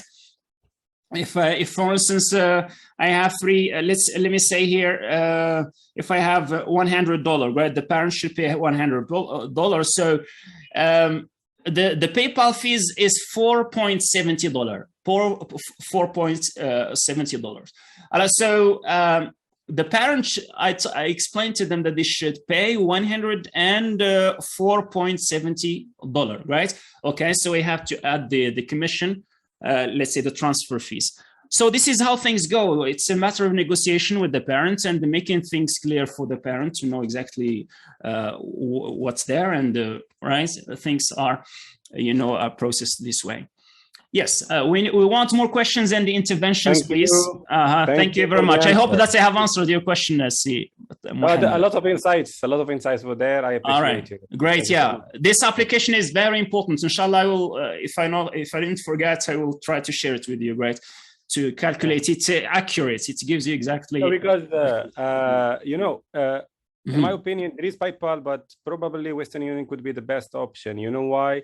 Because the parents or the students will incur fees to transfer, and then fees will be incurred by PayPal as well. So probably Western Union is. Yeah, it's great. Yeah, it's faster, and we have Western Union available. Great. Yeah, it is one-time fee that the fees are paid once. All right. By the sender. Yeah. Exactly. We have to bear in mind this question of fees. If you use PayPal, you have to add the fees. Otherwise, Western Union and right, you tell them that they should receive this amount, and they have to pay the fees, as you said. Thank you. Yes. Thank you. Guys, more questions? Great. Ladies, great. We want to hear you. So I'd like to say one thing. Some of our participants raise their hands. So okay. I should allow them, guys. Okay. Yes, I have already dropped my hand because I spoke. Simuad, yes. Simuad, come on. Hello, everyone. Hello. First of all, thank you very much for your wonderful presentations, both Mr Abdelouahed and Situfir. Welcome, dear. You have, shared a lot of wonderful things. Well, I guess I have some questions. Yeah, sure. And some, just to inquire about some things. So the first thing is this. For me right now, if I create a PayPal account on the internet, using my email and stuff, and then I just have my PayPal account, and then, for example, if I get money somewhere, all I have to do is to transfer the money from that company or that website or platform to my PayPal account. Yeah. So at this level, if my PayPal account is not activated yet, does the money stay there, or maybe there is a limited time, and then? No, great. Yes. Okay. Let me answer you directly, and then great, continue your questions. Yes. No, great. Once you create your PayPal account and once you transfer the money from the platform to the PayPal, right? Okay, so the money stay there for you. It's for you, right? Okay, it doesn't disappear at all, right? Okay, it doesn't disappear at all. But as I say, even if it's not activated, no, we are talking not about activation, but verification, right? Okay, even if it's not verified, PayPal says that you can still use PayPal. You can still use PayPal to receive the money, and even to buy or pay or whatever, right? If you want to pay, for anything, right? Any service. So this means I can the money stay there, on my virtual account, and never. Yeah, you can keep it there, right? Okay, Okay. keep accumulating your funds there, right?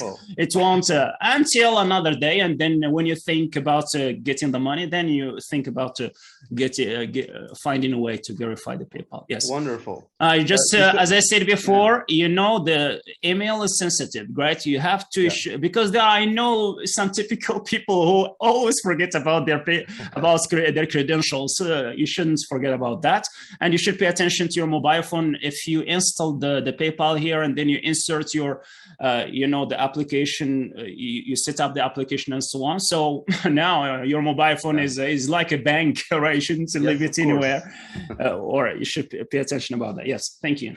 Yeah, concerning the second question that is related directly to my first question, suppose that I want that money to be transferred to my bank. What should I do? I mean, possible scenario. What should I do? I mean, if you want to do that, I mean. Right. I have answered this question. You go directly. You need a MasterCard or a Visa. Okay. Which is used internationally. I go to the bank. Which bank are you using, for instance? Which bank? Popular? I'm using Al-Qard Al-Filahi, but I think they are not supporting this. They don't have this service, right? Qard Al-Filahi. I don't recommend Qard Al-Filahi. I recommend, as I said, I recommend either Popular Bank or At-Tijari. At-Tijari is better. At-Tijari is better given the fact that they have this agreement between people. At-Tijari has this service. They have this service called At-Tijari PayPal. All right, so I recommend Tijari or CIH as let's say, and then what? And then I request. Of course, I open the bank account and I get my ATM card. I mean the normal card, and then I request. At the same time, when I go to buy, to open the bank account, I request all this. All right, of course, you are going to get your ATM card, normal card, and then you say that I want to benefit from the service of At-Tijari PayPal.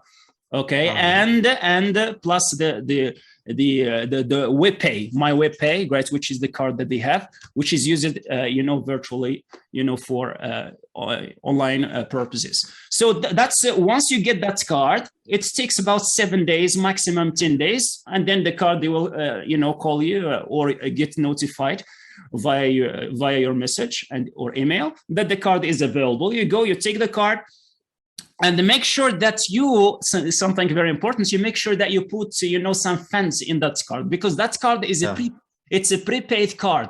It's a card that you need. It's different from the card that Shabi, that Popular Bank have.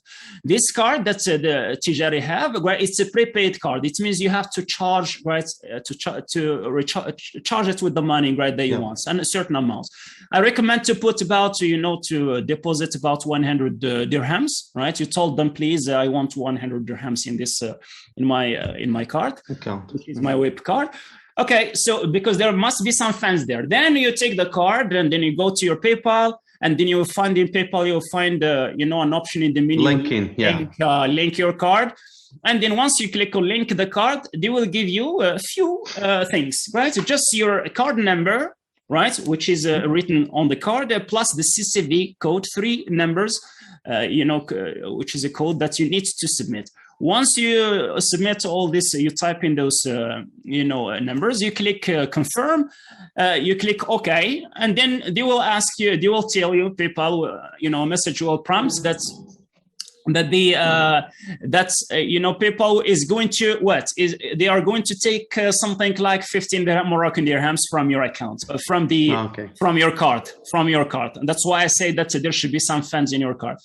Why do they take about 100.1 like that, dollars, or 100.95, I think, if I remember, something like that. It takes just for verification purposes, to verify that everything is fine, is working fine.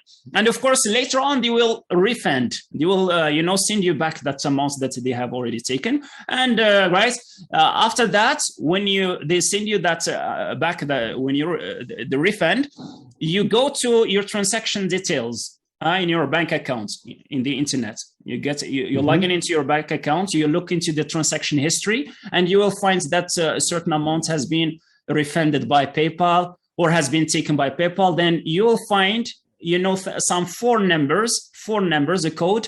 that you need to take and then type it in, right, in the section related to the linking of your card in PayPal. In PayPal, you go there, right, you'll find a section about confirming the card. Confirm the card, right? You type in those four numbers, and then you confirm the card, and then the PayPal becomes verified, right? It's a very simple process. And as I told you before, this, we're not supposed to learn everything during this training, inshallah, right? We'll have a few, with your permission, of course, for those who have no problem to join the WhatsApp, group. I can create a WhatsApp group and, add you all. Those who, do not want to join, right, are free to leave. And then, to provide, continue further support if you have any such problems or technical issues or whatever, right? That's it. I hope that I have answered your questions, Simran. Thank you very much. Thank you very much. Welcome. Guys, right, we're close to midday, right, Tawfiq? All right, if there are any more questions, we haven't yet heard, right, our sisters and other colleagues. Yes. All right, thank you so much. See Samir, right, yeah. Tawfiq has left, maybe, right? All right. تفضل سي توفيق. Yeah. I'm still here. Yeah. All right. So Mr. Umih Mohammed Umih is joining. Inshallah, great. We'll finish this section with the questions and then give him the chance, inshallah, too. All right. Come on, see Samir. Right. Yes. Thank you. Thank you, everyone. Thank you, everyone, for the good and insightful questions. I have covered some very necessary information regarding teaching online. Now joining us in the third session for this day. In the morning, Mr. Umnih, who has started teaching. See, English. All right, thank you. Okay, all right. A brief summary about Mr. Umnih before we give him the floor. 2 minutes. Tawfiq, please let's give the chance. Someone has already started. Maybe has a question or something. All right. Really? Okay. We still have 2 minutes, something like that. Umnih, great, Mohammed, great. You're welcome.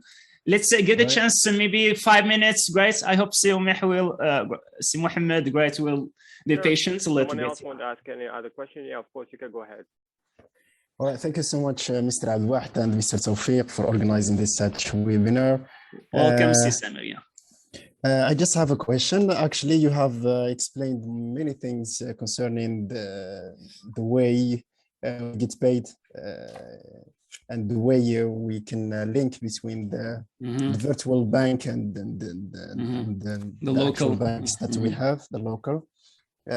Just one question in what concerns the email, which means that the email we use to create an account in PayPal. Should it be one email in case we have lost the email or we have problems with this email? Should we would the accounts be the same if we change the email? The last question? Yeah, I said if the email that we used to create an account in PayPal. So in case we have problems with this email, would be able to use another email, which means that the same account would be there, or the email or the account will be let's say. All right. Okay. So once your attention here, once you create an account with the PayPal account with a certain email. So if you have a problem with the email, it's not clear. If you have a problem with the email login, you have to resolve the problem with the with the providing service, whether it's Gmail, for instance. I forgot the password, whatever. So you try to proceed following the steps to recover your email, right? Just I forgot your email, and then you provide extra information, maybe the phone number and so on, right? And they will send you the links, and help you to to reset your password and create another password.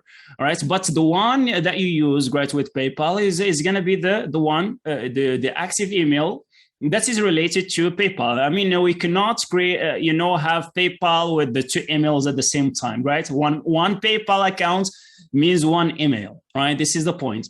So if you have a problem with the email, you have to solve that problem with the provider, with the email provider, whether it's Gmail or Hotmail or whatever. All right. Yes. Thank you. I hope I have answered your questions, Samia. Yes, you did. Thank you so Take much. care of your email. Yeah, that's it. Simuad, right? Thank you. You are still Thank you raising very your much. hand. Maybe. Thank you very much, Mr. Samir. Any other questions before we go ahead with the third? Okay. Si Tawfiq, maybe Simuad is still raising his hand. All right. Okay. All right. So. Okay. For our next session with Mr. Umnih. Go ahead.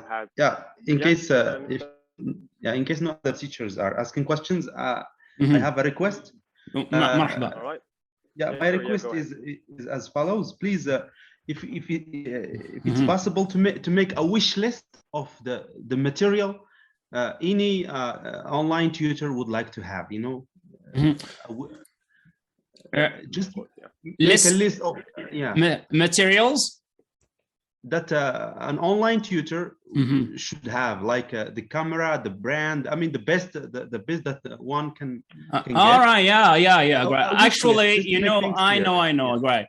It's a PowerPoint, so I don't want to include a lot of information. That's why. But I have them actually in the notes. If you notice, I have all this information in the notes. Yes, I will, inshallah, send you my recommendations, regarding those materials. Yeah, welcome. And one more thing, where can we get that material? All right, so most of those materials are available in Morocco, right? Like the Logitech camera or laptop. So they are available here in Morocco. You do not need to request them, right? Or order them from, abroad, right? You can just get them in Rabat, right? Or in Marrakesh or via Jumia or whatever, right? They are very, available, right? Yes. And I have some materials, by the way, if you want to sell you some using materials. All right. Of course. All right. Thank you, Simuad. Thank you. Welcome. All right. Thank you, Simuad. Mohammed, yes. So, everyone, any other questions before we move to the third session? All right. I think we've covered very good questions, and we still have discussions in the future. Yeah, sure, right. Please keep your questions. If you have any questions, we'll have another opportunity, inshallah, you can raise them, right? First of all, I would like to thank Mr. Umnih for joining us and, to share with us his insightful information regarding teaching online, teaching as in general. So just a brief introduction to Mr. Umnih, and just to say kind of like a few information about his background as a English language educator. So Mr. Umnih started teaching English as a second language and as an academic English at La Guardia Community College in New York City in 1994. He also taught and trained teachers in Saudi Arabia, Oman, South Africa, Morocco, Rwanda, Kenya, Turkey, and many other countries. And it was in this last country that he became a CELTA tutor in 2013.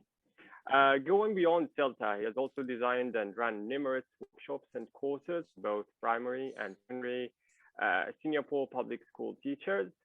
After Singapore, Mr. Umnih went back to freelance work, and he taught in France for 2 semesters. And now, founder of Africa, Mr. Umnih has nursed the project of starting his own CELTA and teaching training center in Morocco, in his own country. So, Mr. Umnih, you have the floor to share with us some of your insightful information about teaching online or teaching English as in general.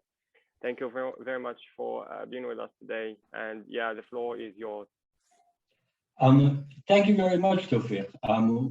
I appreciate that the floor is mine, but what exactly would you like me to talk about?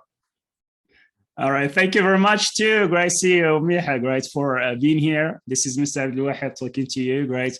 I'm so grateful to you, great, to take some of your time and, to learn from your experience and, and at the same time, inshallah, we have a lot of questions that we will be asking, inshallah, right? So this section is about the international test certificate and their uses, right? So we already talked to you, briefly about, in general, about some of the certificates out there.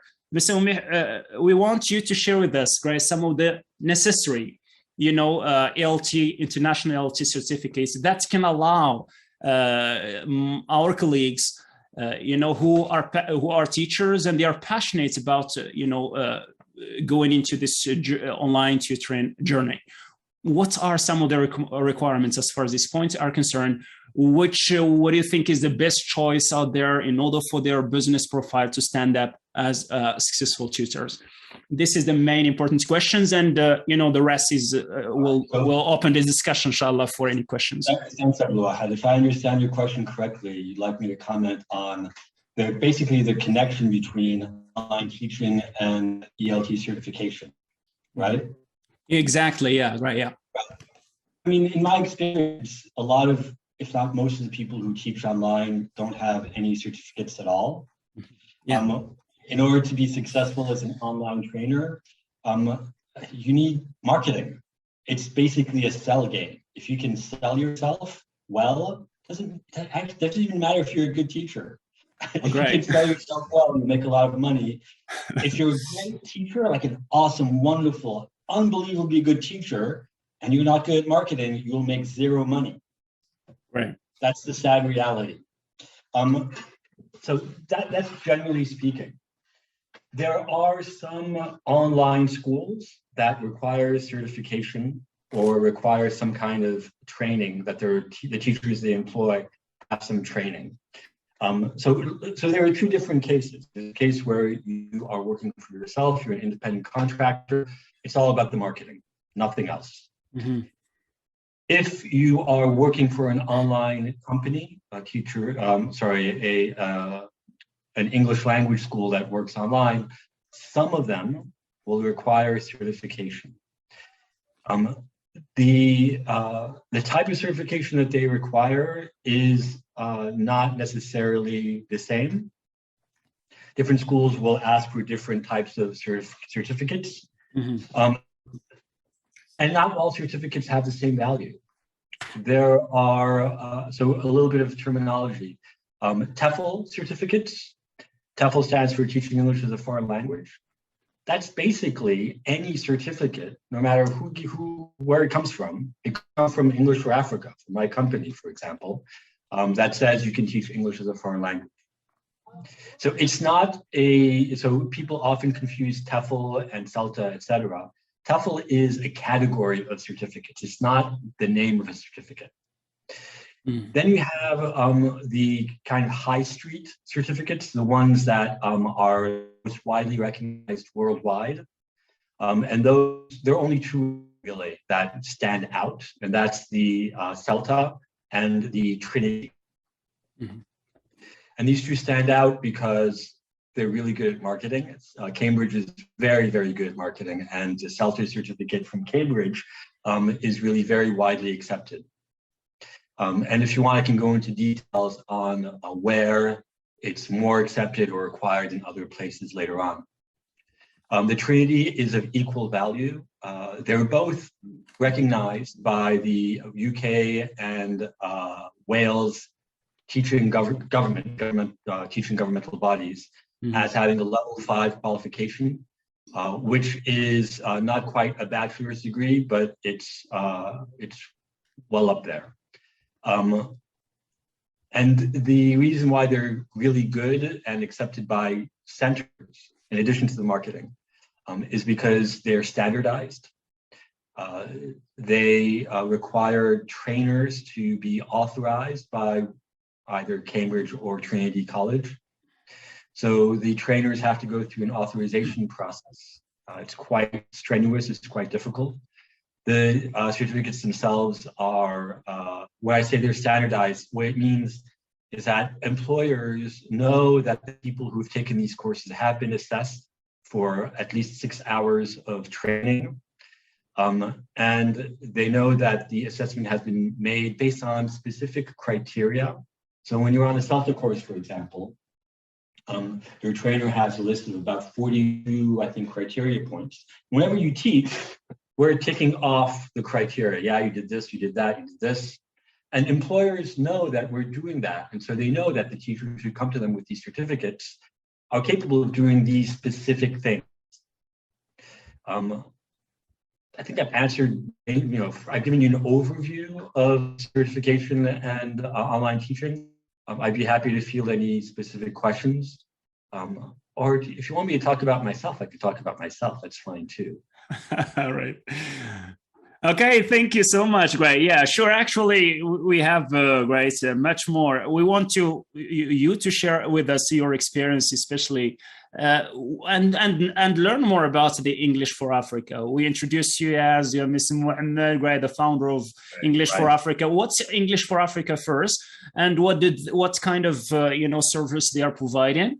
And tell, let's say, our colleagues about the expenses, and are there any educational requirements, some of the requirements regarding the. You know how I talked about marketing? I'm so bad at marketing. I'm so bad at it, because a normal, company director, the first thing he does, he says, "Oh, I can do this. My company decided." And I just wanted to answer your question. I'm a teacher at heart. I'm not really a businessman. But I'm running a business, and the reason I'm doing this. Look, I was in Singapore working for the British Council in their teacher development department, right? Mm-hmm. So we were training people on the CELTA course. We were training teachers from all across Asia who came to us, not just for the CELTA, but for all sorts of teacher development courses. And I was in a situation, it's a stable job, it's very nice living conditions, but I was in a situation where I saw that I was not having a lot of impact. And what I mean is that, the people who came to us, we trained them, we made them better teachers, but they were already pretty good. They were okay, And when we trained them, our business gave them an opportunity amongst many, many, many, many other opportunities to improve their teaching. And I started to feel really frustrated, because I knew that in many other parts of the world, there aren't all of these opportunities. In Singapore, in parts of Europe and North America, I'm from the United States, by the way. My parents are Moroccan, I'm American. There's lots of opportunity for yourself, but in places like Morocco, other countries in Africa as well, we don't have those opportunities. And that was what was frustrating to me. I felt like I wasn't giving as much as I could give. Yeah. And that's why I decided to found English for Africa, so I could bring quality teacher training to Morocco. And so starting with Morocco, but inshallah, we'll expand to other countries in Africa as well. I started with the CELTA course. The CELTA, as I mentioned, where's your company, English for Africa, CELTA? Sorry, I was reading the question in the chat. Okay. So I'll answer that in a second. I started with the CELTA course because it is, like I said, perhaps the most widely accepted and recognized teacher training certificate in the world. And much more important than that, for me personally, it's a really good course. It is really good. And I think you will have guessed that I'm not particularly motivated by money. So I am, but so I'm doing the CELTA because I believe in it. It really transforms the teachers' approach to teaching and the way they teach in the classroom. When I founded the company, it was 2019. Our first CELTA course was supposed to run in 2020. What happened in 2020? Do you guys remember? Big event, begins with P. Pandemic. Pandemic. Sure. So, the company was founded on a business model that we were expecting people to come from other countries to take our CELTA course. The CELTA course, regardless of where you take it, has the same value. The name of the center that provides the CELTA course is not on the certificate. The certificate says Cambridge University. And so because we're operating in Morocco, we could have had people from all over Europe come to take our course. Obviously that fell through, and what happened instead was Cambridge very quickly turned around and said, you can provide CELTA courses online, fully online. Right. Mm-hmm. And so that's what we started doing. We also started offering, we were the first center in the Middle East and North Africa to offer the mixed mode CELTA course. So the central feature of any CELTA course is teaching practice. you teach real students for a total of 6 hours during the course, and you were assessed. Cambridge allowed us to have teachers train online. We observe them teaching online, we give them feedback, and we assess them for online teaching. And shortly thereafter, Cambridge authorized a mixed mode course, which is where 3 hours of that assessed teaching practice is online, and the other 3 hours is face-to-face. And we've run 3 mixed mode courses so far, 2 in Rabat and currently 1 in Casablanca. The center itself is located in Nes. It has the nicest weather in Morocco. Nice. Not much else going for it, unfortunately. You know, it's pretty. Those of you who are from Meknes, I love you. It's a great place. In terms of making money, it's not great. I think we all know that. We do have a center in Meknes. It's not open yet. We're renovating. So currently, we're running our courses in other cities with partners on their premises. And we're also running fully online CELTA courses. You wanted me to mention the price. So the price, sure. It's expensive, right? The CELTA course is an expensive course. It's worth. I agree, but lots of things are worth it that aren't expensive. There's specific reasons why the CELTA course is expensive. One is the Cambridge fee that it takes from us for running the course. But the main thing is the cost of the trainers. Because the trainers have to be specially authorized by Cambridge, we have a very limited number of trainers to choose from.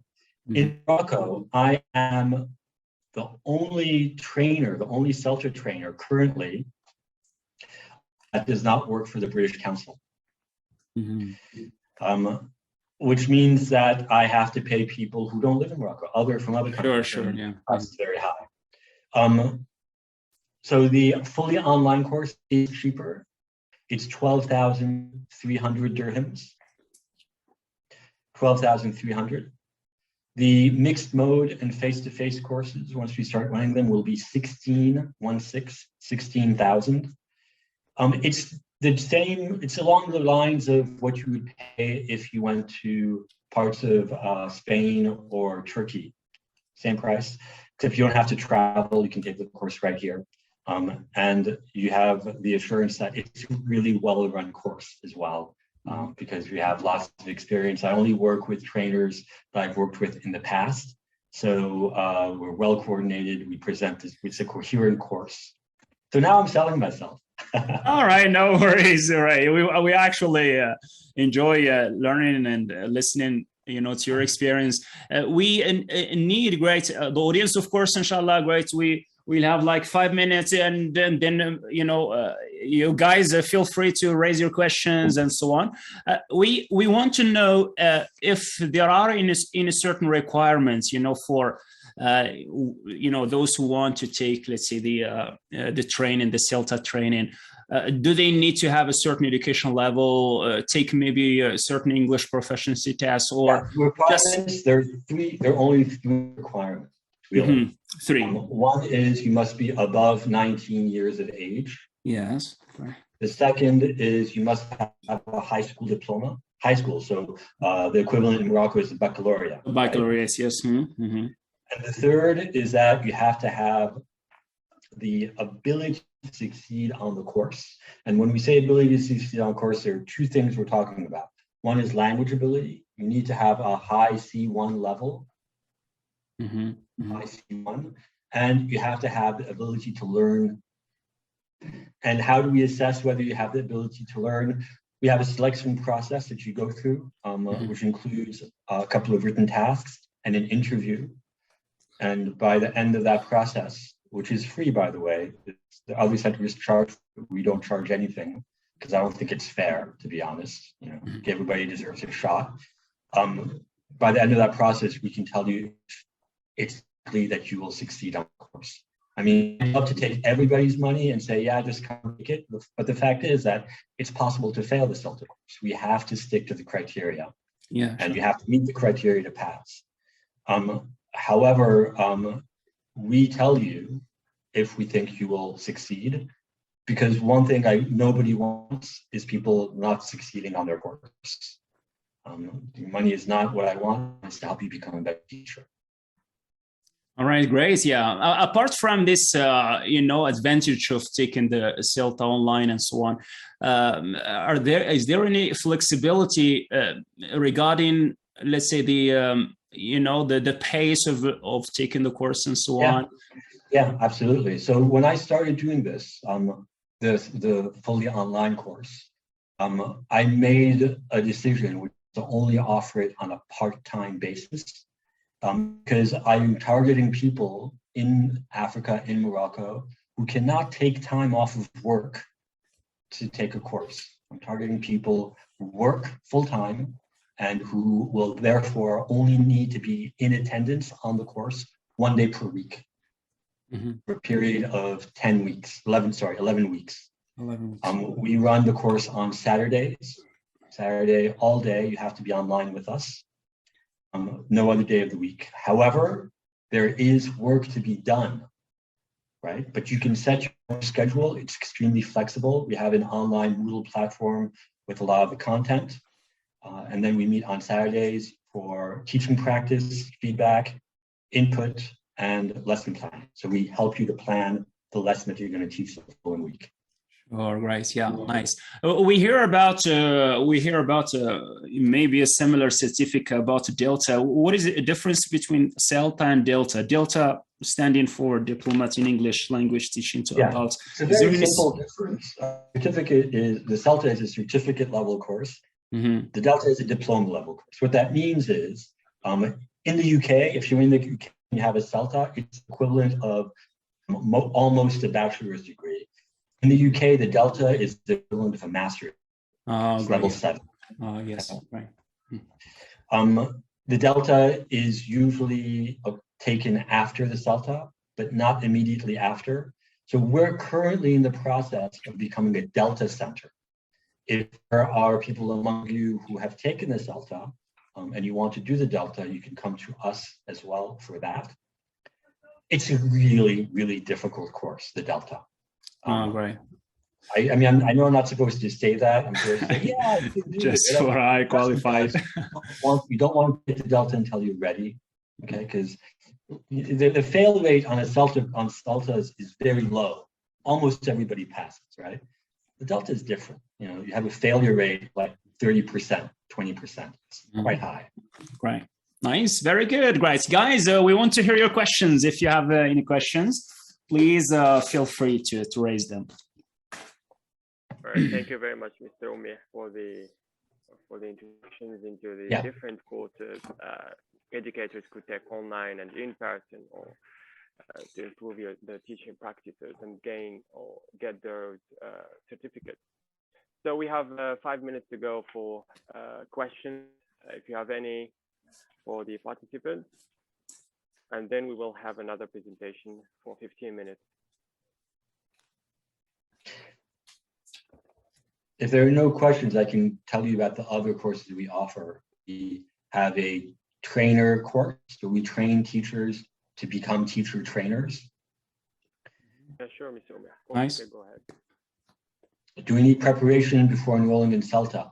Not particularly, no. The CELTA is designed as an initiation to teaching course. It has become a course that trained teachers take. So people who've been teaching for a long time still take the CELTA course because they learn a lot from it. But if you have no training in teaching at all and you've never taught before, you can still take the CELTA course. Great. And we also have short courses, 10 hours long. They're online courses. They're pretty cheap. They're 700 dirhams each for a 10-hour course on things like classroom management, different approaches to teaching like TBL, etc. TEFL and CELTA, what's the difference? Muad, you were not listening, my man. I think I have already answered this question, Muad, but let's recap. Yeah, I'm listening. Yeah. Thank you for your explanations, Mr. Oumir. I really love the way you talk and the way you explain things. Really clear and helpful. Just the same for everyone here. My question is specific because we always hear. I know there is a big difference.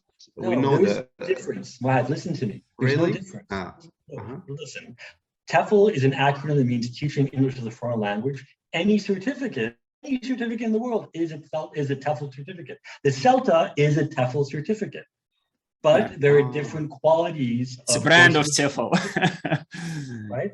So TEFL is a category of certificate. CELTA is one certificate, one TEFL certificate within that category. Mohammed, you had a question? Thank you. Oh, yes, please. Yes. First of all, it's just a quick thank you to Mr Abdelouahed and Tawfiq for thank you. Welcome. Mohammed, it's so great to see you here. My question is, if you can elaborate more, Mr. Umeh, on the other, I would say, courses or training, I would say, programs that you have apart from CELTA. The ones we offer. Yes, please. You started, but you didn't somehow complete. We all know that CELTA is quite expensive. However, I think that most of the participants here are here to, if I speak about myself, it's more about how to kickstart an online teaching, I would say, career. Absolutely.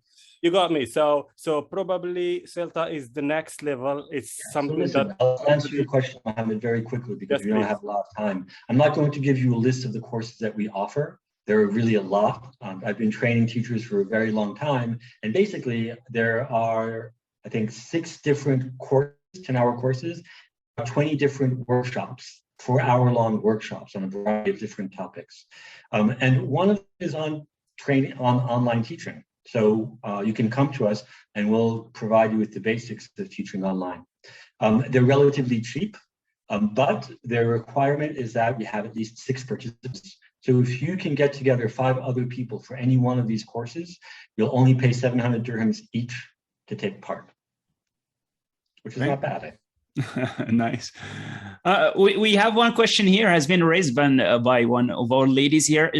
She says, do we need a preparation before enrolling in CELTA? Should you be well prepared and then you go and take the CELTA? Or No, I answered that question already. You don't need preparation. I mean, look, if you meet the criteria to enroll in the course, then I'm going to tell you how to prepare. We have a book list, and as soon as you are accepted, of course, we give you full access to our library of dozens of teacher training manuals and course books, etc. Sure, yeah. There's no final exam, Mehdi, on the CELTA course. We use continuous assessment, and you're assessed on 2 things. One is teaching practice, the other is assignments. Teaching practice and assignments. So what that means is we watch you teach, we give you a grade for each time you teach, either to standard or not to standard. At the end of the course, we tell you, you passed, you didn't pass. Same with the assignments. You hand in your assignments and you either pass or don't pass. It's a really good way. Please, more on the teaching training. So that's a question about training people to train teachers, right, Muad? Your question is, yes, Sumaha, yeah, that's it. You started talking about it and then you did not finish. So I've trained teacher trainers before. By the way, if you know anyone who has a Delta and wants to become a CELTA trainer, please get in touch with me. I'm trying to train people to do my job, okay? Okay. It's a long and complicated process. I do it for everybody, but you have to have Delta. Nice, great. So we have a very flexible course in training people to become teacher trainers. It's modular, so there are several different modules. You can take them flexibly one at a time or all at the same time. You can take it online or face-to-face or a mixture of both. A mixture of both is what's best, because what I do is I go to your contact, so to speak, to your school, to your language center, and I evaluate the kind of training that you will be providing to them. And based on that, I develop a course that will help you provide training within your context. If you want to move to a different context, then we take it from there. Thank you. To answer your question, it's just very flexible. Thank you. Nice, great. The next CELTA course is fully online. It begins the 21st of February. 21st February. Yep, so that's the start date. We have another course in Rabat. So it will either be mixed mode or face-to-face. It depends on this. It's a bit complicated, but I'll know by the end of the day. It begins on the 13th of March. 13th, great, yes. Nice, great. March. There was one question here. I think you have already answered, some of it, right? You said, of course, CELTA is not about taking a certain exam, right, and so on, and being graded. Okay, so the question says it tackles the content or the components of the CELTA training. Does it have the same component, just like TOEFL, being reading, writing, listening, and so on, right? Maybe there is some confusion with the proficiency test that we take. Yeah. So the syllabus, the CELTA syllabus, is a document thick. I can't describe all of the components of the course right now. Just the broad. Available online, or it's very easy to get. What is for certain is that the approach to teaching is communicative. It's student-centered, and when you teach, I will tell you specifically what you have to do in order to make your lessons communicative and student-centered. They're not general comments on, no, specific things, techniques. Teaching is a craft. Before I was a teacher, I was a writer. I knew how to write screenplays. It's a craft. There are tricks. I will teach you what you need to know. Nice, thank you very much. Yeah, thank you very much. And Mr. Omeh could also share any links to important information regarding those courses, or how to. There's only one link. It's go to my website. EnglishForAfrica.com, right? No, right. .net. .net. Yeah, right. .net. All right. I'll type it for you. It you. will be shared on the chat section, Yeah. so that everybody could go on this website. So I think it is about time that we start the presentation, which would take about 15 minutes, and then afterwards followed by a discussion for 3 minutes as well. But if you have any other questions, we could of course spare some time for that, and probably other participants have other concerns regarding Mr. Omeh's presentation about his courses. So if anyone is interested to ask about any specific other questions, please go ahead. And this is my email address. If you want to write to me directly. And you know what? You guys are very nice. I'm going to give you my telephone number as well. How about that? All right, great. Thank you so much. Great. Thank you so much. Great. One last question. Thank you. I mean, I'm just trying to make use of his presence with us here. Question related to the courses other than CELTA. Does English for Africa offer certifications of some sort of course compilation for all the courses, right? Yeah, so I mentioned that there are 6 courses, right? 6. I think it's 6. So if you 5 of the courses, you'll get a certificate in communicative language teaching from English for Africa. If you take the 6 courses plus 4 workshops, you will get a higher certificate in communicative language teaching from English for Africa. So we do offer certificates if you take our specially designed courses. Sure, nice. So it's one certificate for 4 courses together, not each course with its own certificate. No, I don't think. I mean, I could. I don't think it's going to be very valuable. I want people to take a certificate that means something, So a 10-hour certificate, what are you going to do with that, right? Take 4 courses with us and get something that's really worth something. That's what I say. I mainly imply here the online teaching course, the specific one. So it is part of series of courses, as you're saying, right? No, it's not. That's a workshop, and you get a certificate of attendance for the workshops. Yes. Okay, that's great. Thank you so much. Thank you very much indeed. All right. Okay. Oh, by the way, I'm going to ask you guys for help. If you know anybody who's good at marketing, or if you just want to spread the word, because nobody knows about us, and I'm bad at this. All right. You know, people like, oh, I'm going to go to Turkey to get a selfie.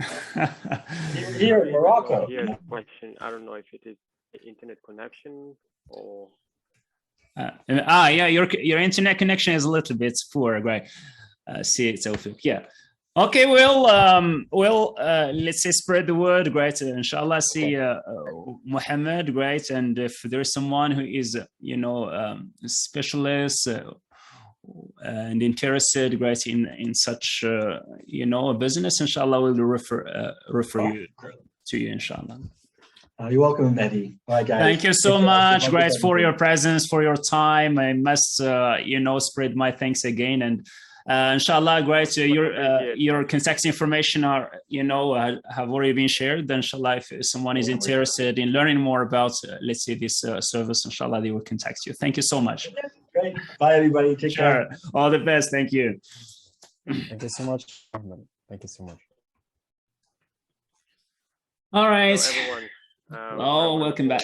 Speech and a wonderful discussion about different courses, online courses provided by English for Africa, and also insightful experience he shared with us.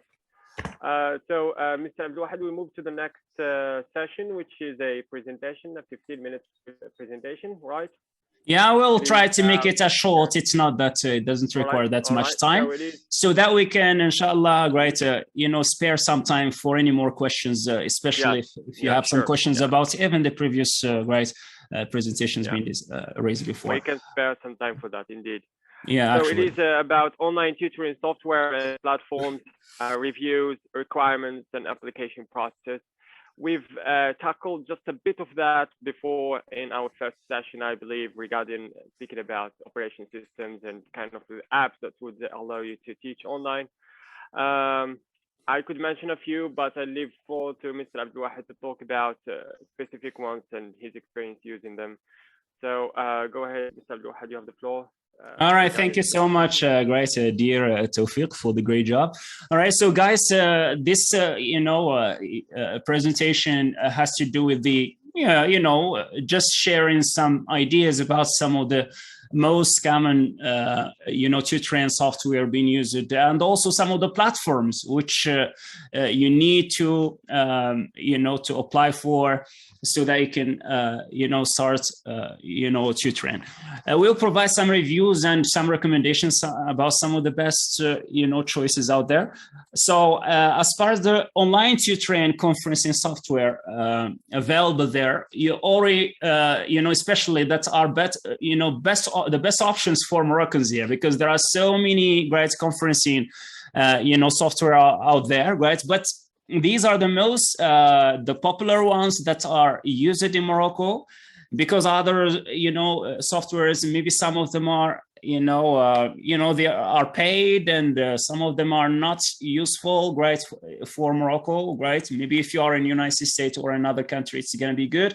And as you know, right, guys, you know, some, you know, conferencing software might be functioning here in Morocco, but if you move elsewhere, right, they may not be they may not work, you know, for so many reasons. Okay, simply because the company that provides you know, such services may prevent a certain company, a certain country from using their products, or maybe the product, the target country itself may not accept using that you know, certain you know, software.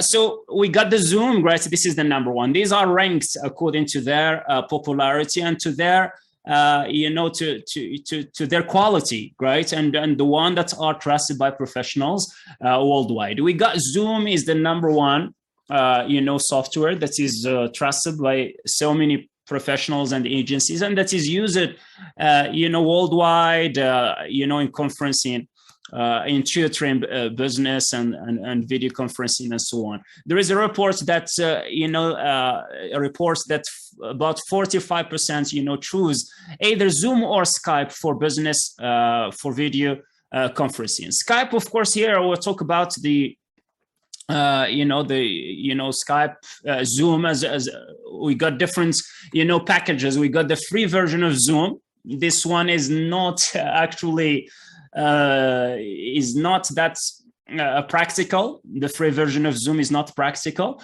Actually, with the free version of Zoom, we're not going, to organize this conference or this let's say training on Zoom, right? Otherwise, Zoom, the free version of Zoom, just give you the possibility of having just 40 minutes meeting, right?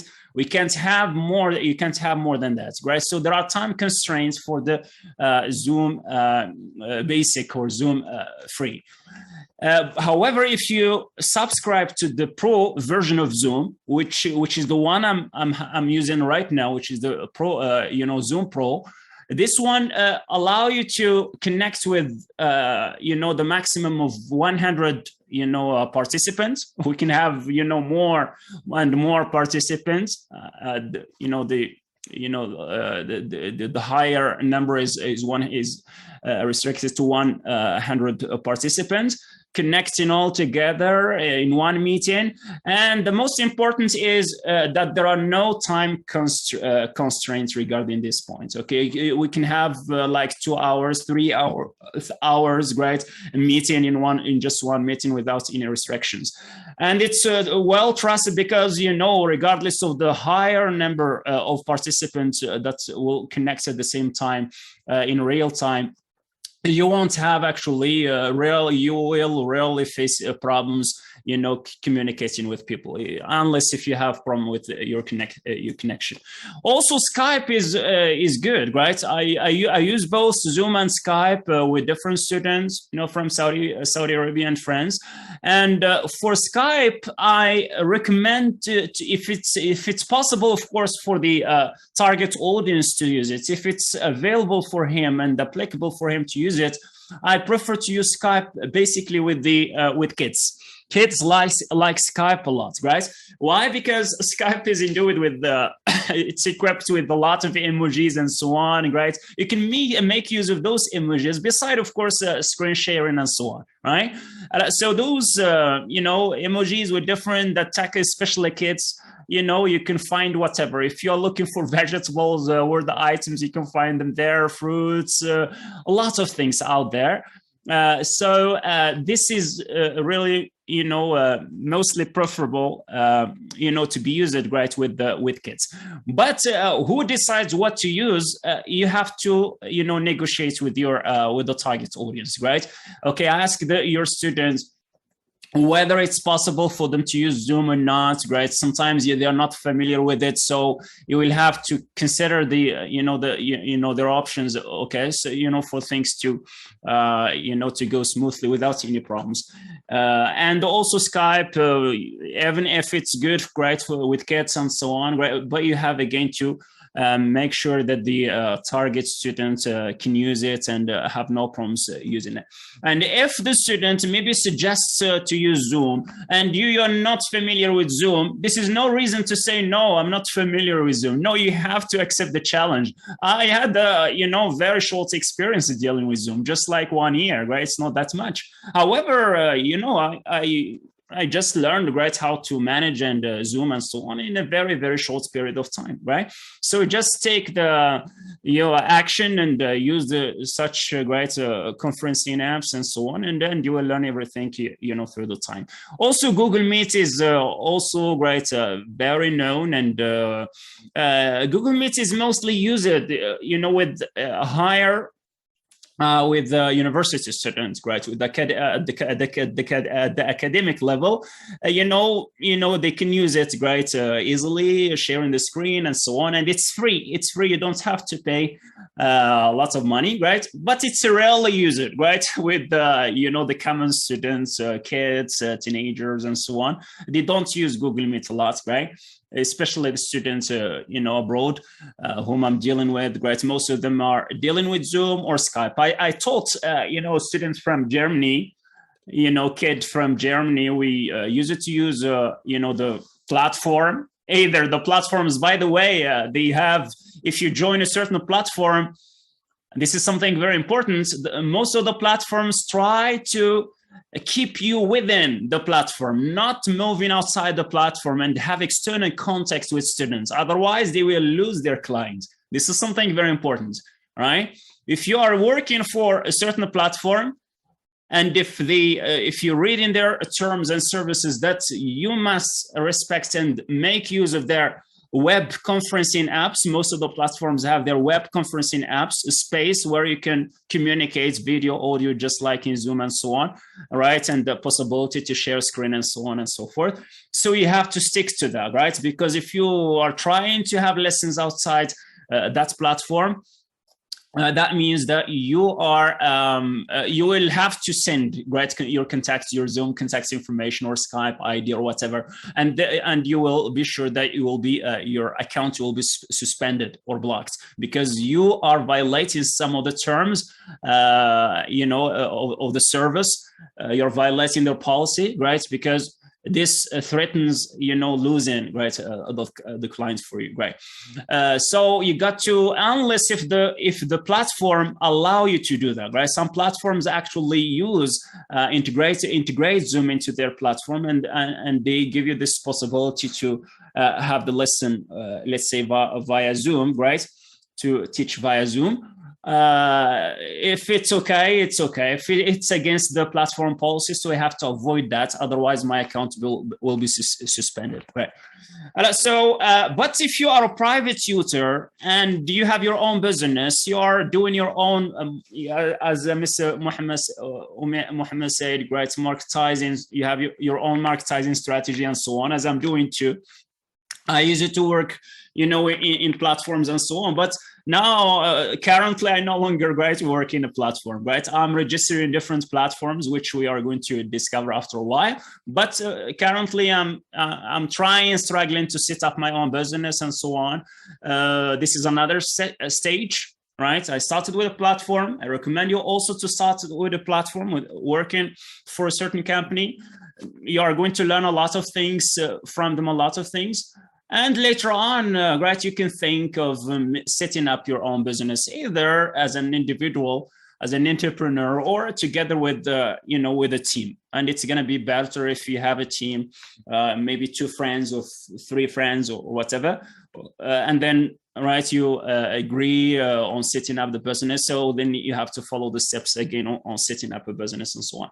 All right, so these are some, the software that you can use. Microsoft Teams. I don't recommend using Microsoft Teams, Greg. Especially for Moroccans here, for us teachers, it's linked to,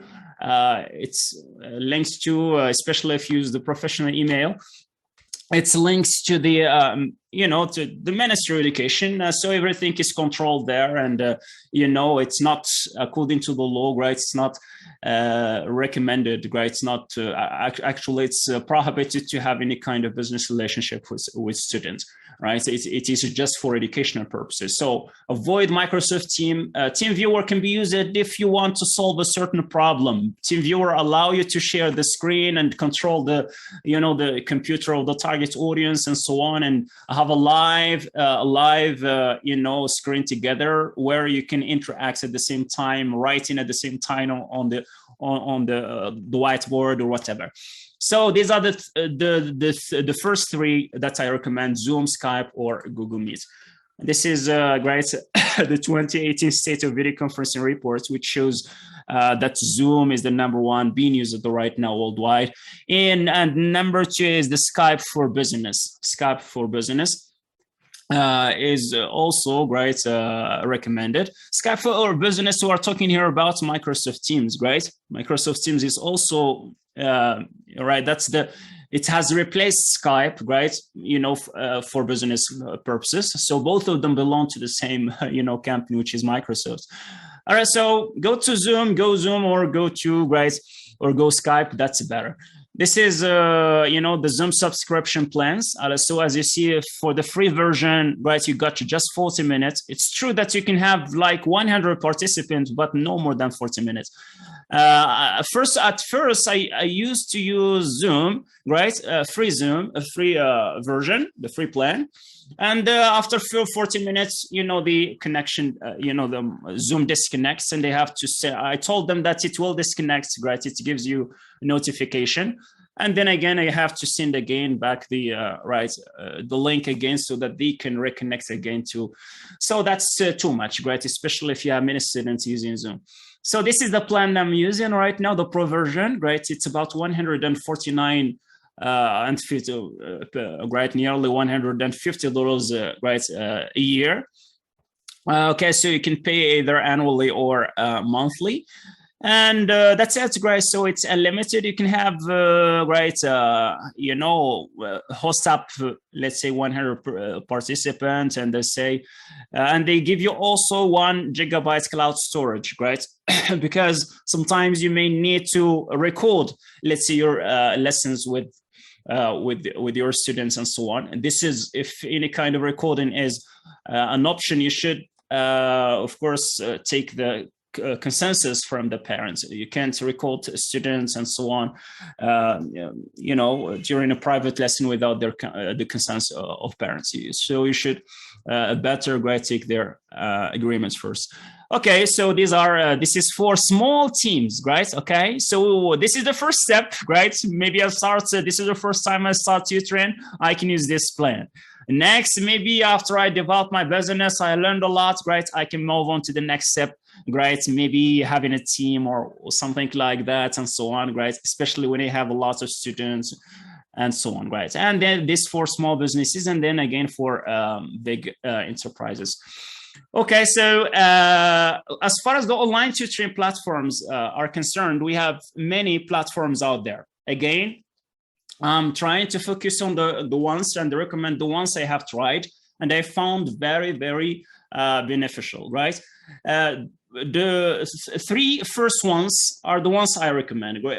Basically, Preplay. I started with using preplay.com, right? So you can just type it in Google and it will show up, right? So Preplay, and then use italki too, and Amazing Talker, right? And they are very, very nice platforms. These platforms, their purpose is that after you register in this platform and your profile gets accepted and published, the purpose, the service that these platforms provide is that they are marketizing and promoting your profile so that they can get you students. And this is exactly right. Instead of because maybe you don't know how to promote your website, your profile, you don't know how to do marketing or marketization and so on. So they do this job for you, and they, of course, they take a commission rate, and this commission rate sometimes may be high. It depends on how long you have been working for the company and how many lessons you have taught and so on, right? Please, right, remind me of the if Grace does not exceed the time limit, right? Yes. So I recommend to start with Preplay, and then italki, and then Amazing Talker, right? You can consider, right? They have nearly the same requirements. So you can just prepare those requirements and register at the same time as in all these 3 platforms, so that if you're not accepted by Preplay, you can be accepted by italki. If not, at least you will get, you will have one great platform accepting your profile, and that's it, guys. So we are going to discuss some of the requirements needed for applying to work for these companies. We have Wayzans, Tutor, Schooly, TutorMe, Check Tutors, GoPeer, Take Lessons. Right, some of them Take Lessons is a platform that is concerned with the exam preparations and so on. You help students getting prepared for the exams. All right, so but I recommend, as I say, Preplay, right? Apply for Preplay, and then italki, and then Amazing Talker. We're going to talk about the process of getting accepted, right, and start tutoring after a while. Some platforms, these are some Chinese great platforms, VipKid, StudyPool, Prep Now, Magic Ears, Google Kid, great, and so on. Some of the platforms are concerned just with the teaching of kids, right? And others are open for any group age, right? Now, for the process of getting hired by a company, the first thing in all the platforms, when you're logging into the platform, you look at the upper menu, let's say on the platform, you'll find a button saying become a tutor, or join us, or sign up, or teach with us, or apply to teach. These are some of the terms use it. You just click on that button and then you follow the steps, providing all the accurate information, personal information, education background, and a lot of things. Once you apply, you finish your application and you submit. It takes some few days, sometimes, 1 day, 2 days. Some platforms take up to 5 days or 7 days, and they will have to assess you and and review your application. Once they get your application, they screen it, they review your application, they see how powerful is your qualified your profile is. And most of them, as I said, most of them, right, just if they know that you have minimum, right, of BA degree, the minimum BA degree, they can accept you, right? But as I said, if you have more, right, things to back up and foster your profile, try to add in information like that. If you have CELTA, you add CELTA. You have TEFL certificates, you add the TEFL certificate. For TEFL or TESOL and so on, it's you can just take the course online. I have, as I said before, if you remember, I asked you in the registration form for those who don't have a TEFL and want to have one. All right, I'm planning for another training about TEFL. And inshallah, I will guarantee you, inshallah, to get the TEFL certificate, an accredited TEFL certificate that you can use, and upload and attach to your application for your, let's say, for your profile to stand out, because this is competitive service. Next, after your application is reviewed and the profile is interesting, they will contact you to tell you that your profile is interesting, and we temporarily welcome you to join us. Okay, please schedule or be on this this time to have an interview. All right. Okay, sometimes they can send you a link, a calendar link, right, to determine exactly the time slots in which you are available. Okay, and you will have an interview with them, right? Sometimes some platforms do not ask for an interview. Some platforms just allow you to take a digital interview, right? Just some questions through the video, and then you answer and record your answers, and that's it, right? And some, they don't do any interview at all. They just analyze your profile and then accept you if they accept you, right? And the last thing is, of course, to get hired and your profile gets published and so on.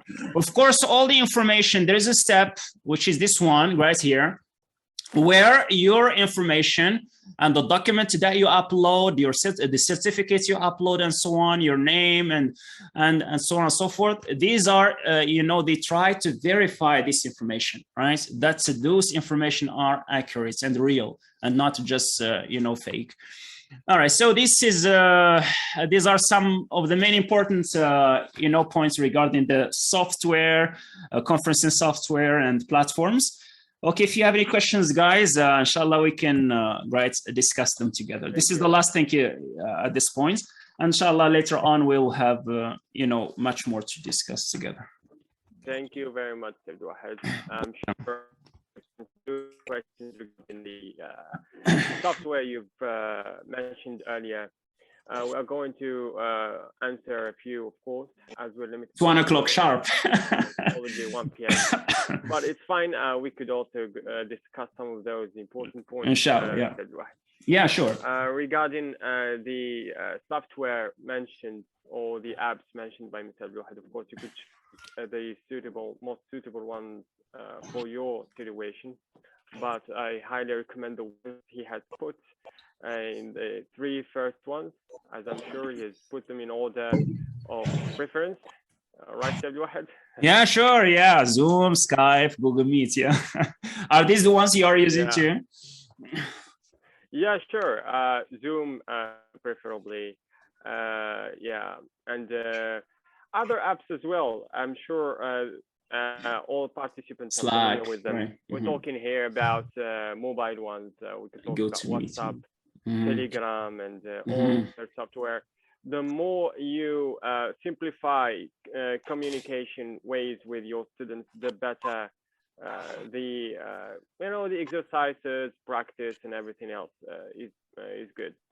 So yeah, regarding certificates, online certificates, I might add that there are some websites that act as kind of like a portfolio for you to have in your profile, so that any online certificate you get or any training. Could everybody hear me? Should I go ahead? Yeah, sure. We are here listening to you. Yes. All right.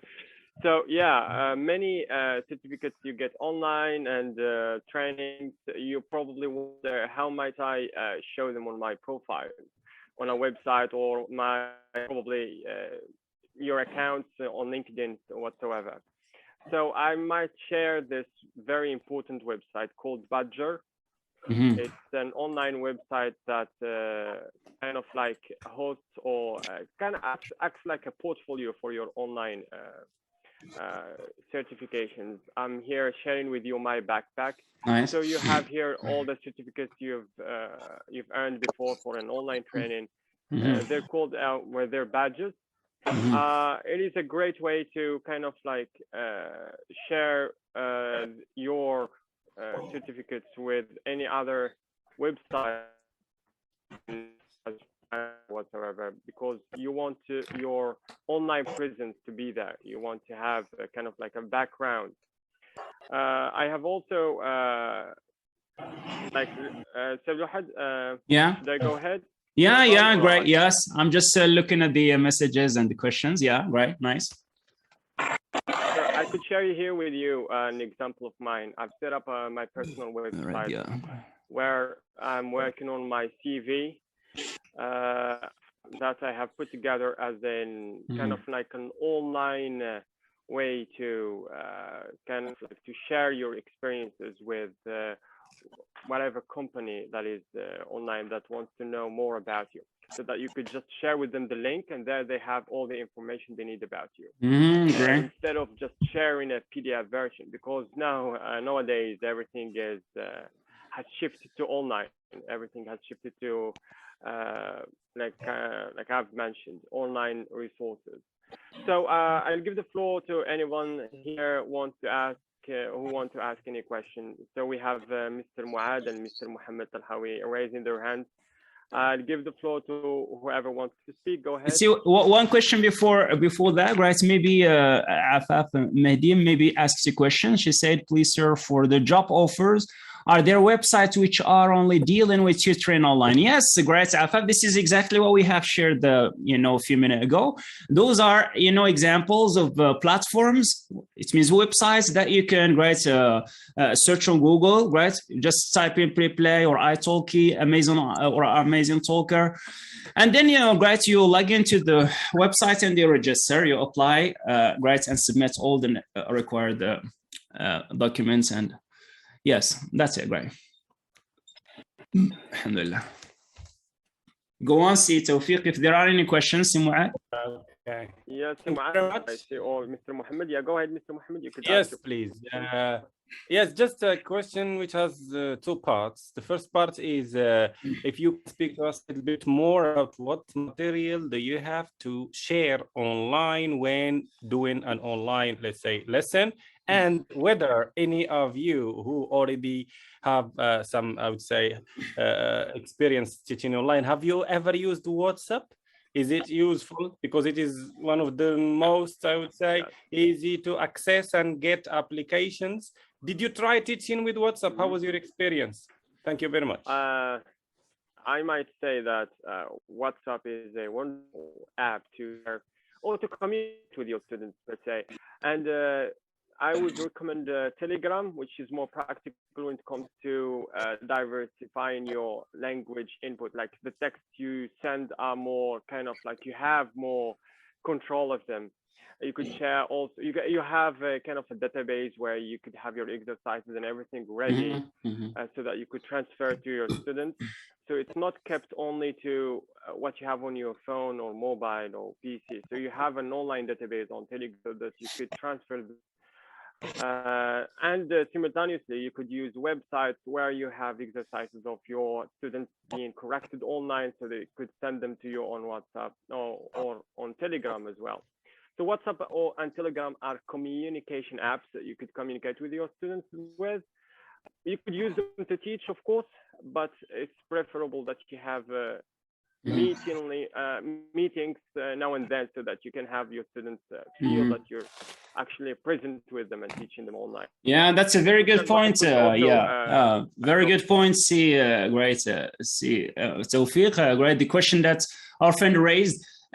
WhatsApp, Telegram, these are messaging apps. It's true that you can have a live call, right, with the students and so on, but they are not practical. Those are used as messaging apps.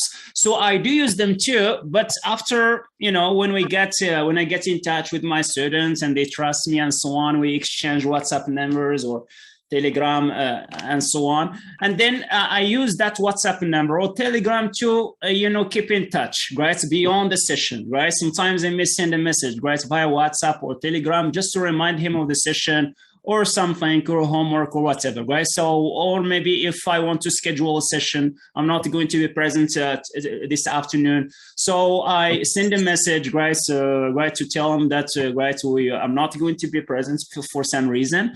So is it okay, inshallah, to schedule a session another time or cancel a session or whatever? So these are used together with the main important, conferencing apps, which is Zoom or Skype and so on. They cannot. I don't recommend to use them alone, right? Actually, students want to have this live, interaction, video conferencing, one-to-one or one with a group of students if it's a group session. All right.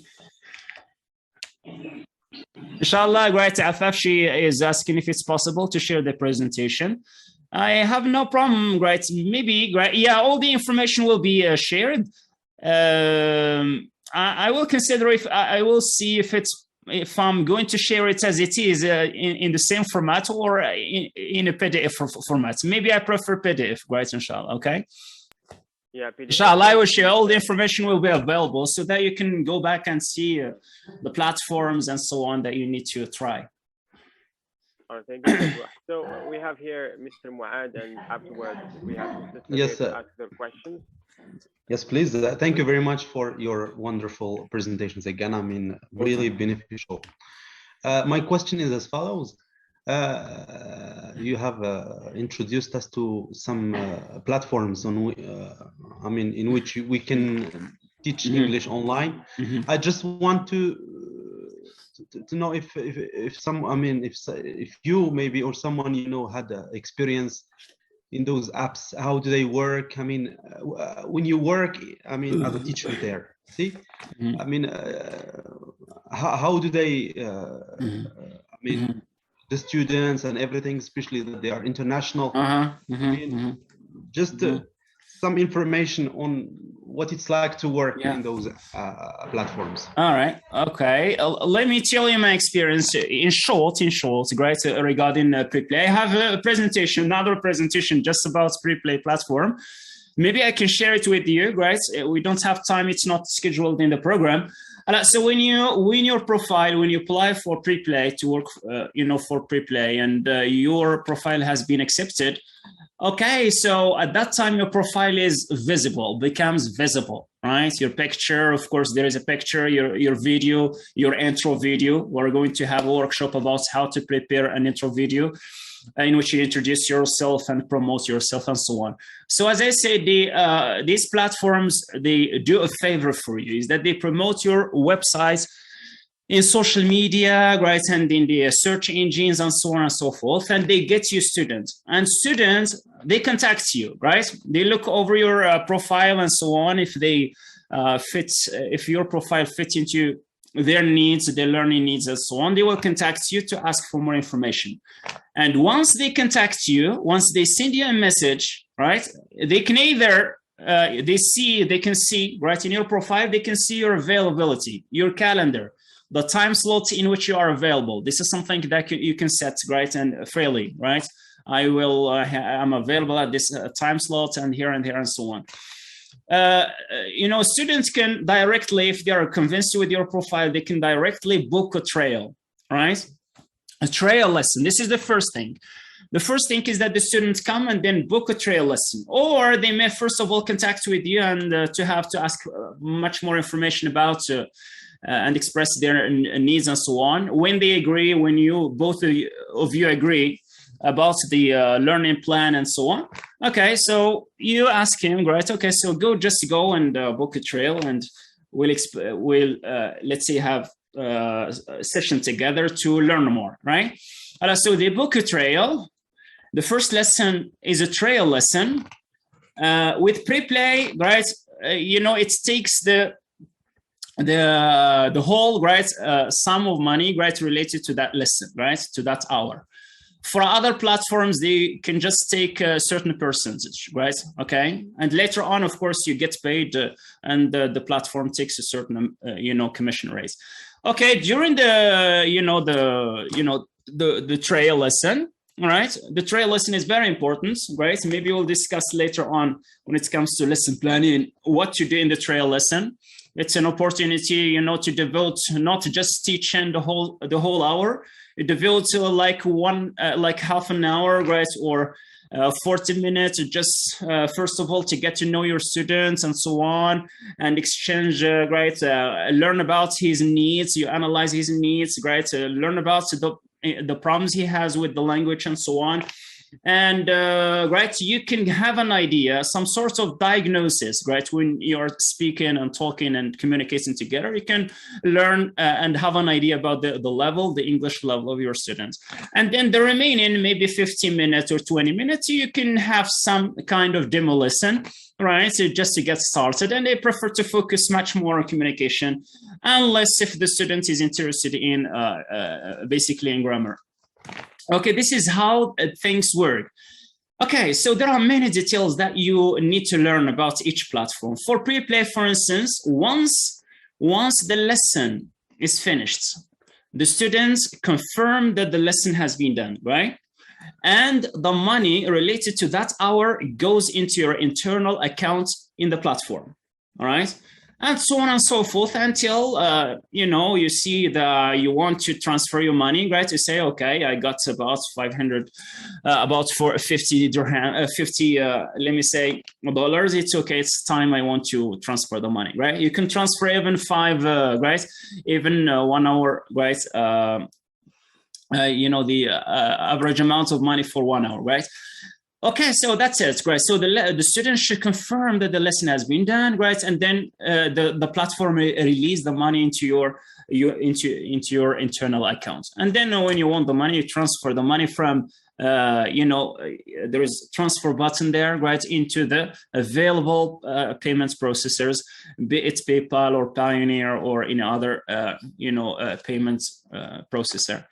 This is how things work. Sometimes some platforms gives you this possibility to schedule the lesson, right? But there are conditions for any platform. Maybe, right, you have 4 hours, right? Before 4 hours, right? You can schedule, before, right, 4 hours of the right time of the lesson, right? Others may say less or may suggest, right, more and so on, right? So, but if you want to schedule, it's better to communicate with the student and let them know, right? Let the student know that you have something. All right, an emergency or whatever, and if it's possible to schedule or cancel the lesson, all right? And if you just keep canceling lessons and you're not committed, this the platform is endued with the statistical system, right? That counts how many times you schedule, how many times you reschedule, how many times you cancel a lesson, how many lessons you have confirmed, and so on. And the more lessons you confirm, the more committed you are, the better, right, your profile becomes, and it will be ranks, let's say, at the top instead of being hidden let's see at the bottom, let's see all the profiles regarding tutors, because there are thousands of tutors out there. Yeah, Grace. Yeah, come on. I'm so sorry for very detailed answer. Thank you very much, Mr Abdelouahed. مرحبا, Grace. You're welcome. Yeah. These are things to learn on the way, Grace. You know, step by step, you are going to learn everything, Grace. Inshallah, it's very easy. Of course, during this training, we're going to cover these points as well. And the question by Mr. Muad has been answered and given details as well. Thank you very much, Mr. Abdelouahed, for your welcome. You're most welcome. Yeah. So since we are running short of time, we have two questions here. We have one by Samir and the other one by Saeed. I think we could hear those questions both at the same time. Yeah, sure, because yes, we haven't heard them so much, right? So let's listen to them, and then we are going to listen to their questions both at once, and then try to answer them. And we call it a morning for today, so that we could have questions in the afternoon at 5 p.m. inshallah. So Samir, you could go ahead and ask your questions, then followed by Mr. Saeed as well. All right, thank you so much, Mr. Tawfiq. Actually, Mr. Muad has asked a question which was part of mine, and the other part was because Mr. Abdelouahed has explained more detail, has given more details about the platforms which are already made, and they let's say it's everything is made for teachers to teach. They make advertising, and they bring students to teachers. So the only job for the teacher is just to teach and get his his fund. What I wanted to refer to is the platforms like, for example, Zoom, as let's say as novice teachers who want to advertise their let's say their job. How can they get, in your experience, how can they get or gather students so that they can teach them on their own without any already made platform? You need you want to work as a freelancer, private tutor, right, alone, without having, right. So here you need, you know, some sort of you know, you got to have different we have a point that tackles this point, which has to do with promotional strategies. Inshallah, tomorrow at 11 o'clock we have a presentation about promoting my business profile as an English tutor. Here we are going to learn some promotion strategies to get students. Inshallah, that's exactly the point there, inshallah. All right, so keep you great with this great inshallah curiosity, and we'll discuss this point. All right, so the question is noted, Mr. Samir. Thank you so much, Mr. Tawfiq. Marhaba, yeah. And Saeed, yeah, you have a question, go ahead.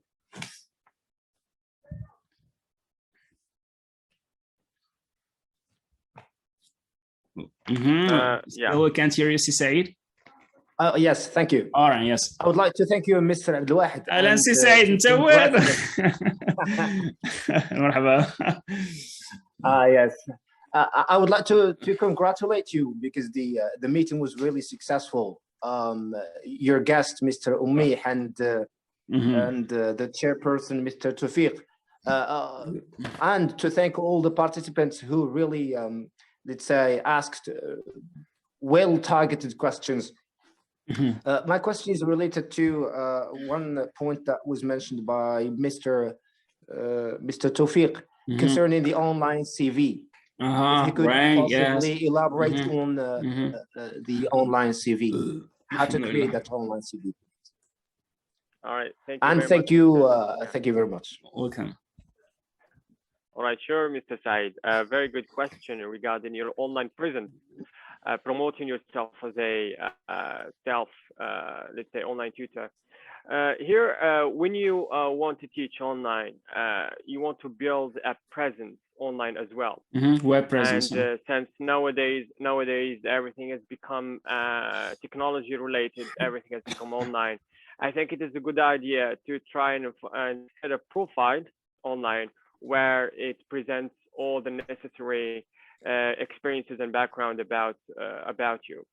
And there are many ways or many other websites which are for free. You could set up like a profile there for free, like let's say domain free websites, kind of like wix.com, etc.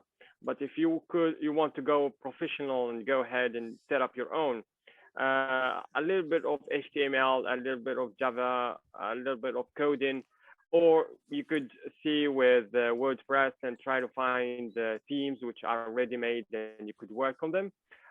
From my experience, I have here worked on my own website where I'm going to be, of course, sharing with you during the throughout this training. I'm going here to share with you my profile online. As you could see, it's myfullname.com. So where I have set everything, probably experiences I've had before, trainings, summary about me, and kind of like things, and contact me, of course, if anybody wants to contact you regarding probably advice or whatsoever. And once you have this website set, you don't have to have this very detailed and specific one. You could just set a profile that presents your CV, only that, so that you won't have to, you want to have a presence online as an online tutor. You can see here, there is an icon here that says interactive resume, where it presents all the information about it. This one you could set alone by just kind of like learn basics of coding, or you could find try to find a theme where you only have to add information. This one I have worked on from scratch, so it was not like this at first, but now and then I try to fill in new information, update it as much as possible, because once you are online, you want to have an updated version of you, where you have latest educational experiences or professional experiences. And of course, if there are any future answers, future questions about you, I could share them, share those information with you, everyone. Yeah, great. And if you have any specific questions about how to set up a profile online, we could how to answer those questions as well. Inshallah, great. Thank you, Mr. Tawfiq. Thank you. That's great. Yeah, inshallah, we discussed that. It's the same point. It falls into the presentation that we'll have tomorrow, inshallah, about professional, how to promote my profile and so on. That's, building a CV, great, online CV and so on is very important. We'll discuss many, great. I just don't want to raise those ideas that we, inshallah, be the time, we'll have a time to discuss them, inshallah, tomorrow. Inshallah, yeah. Alhamdulillah. So I think we call it a morning. Yeah, great. We are going to call it a day by the end of the afternoon sessions, inshallah. So for the afternoon, we have actually a presentation by me on teaching language skills online, principles, tips, and technical considerations we need to take into consideration, and followed by a 30-minute workshop on an online demo lessons planning, where Mr. Abdelouahed is going to tackle very important points regarding that, like drawing an online demo lesson, scheduling live demo lessons, sharing English digital resources, and demo lesson plans, assignments, etc. We're going to start that at exactly 5 p.m. We're looking forward to see you, Mr. Abdelouahed, and everyone else in this training. I hope I'm sure it was a fruitful morning, actually. Hosting Mr. Oumih and tackling some very important aspects regarding teaching online. I hope everyone has enjoyed, and I leave you to have your lunch. That's to relax, take a break. Thank you so much. Thank you so much. See, great. See Tawfiq for the great job. Great sharing is very important. Great. All right. I remind you guys, if it's possible, to have your a notebook and a pen with you, inshallah, in the afternoon. Great. We have just 1 hour, so 30 minutes discussion again, and presentation and discussion, and then 30-minute workshop. It's going to be about designing great lesson, online demo lesson planning, and more importantly, we'll divide the tasks together. We'll see who is going to take part in the demo lessons, and I'm going to tell you more information about the background of the students you'll be teaching, inshallah. That's it for today. And thank you so much, Si Tawfiq, and all of you. Great. Thank you. Thank you so much. You See have you. a great Salam day. alaikum. Yeah, all the best. Thank you so much. Thank you all. See you in the afternoon. Thank you. Inshallah. See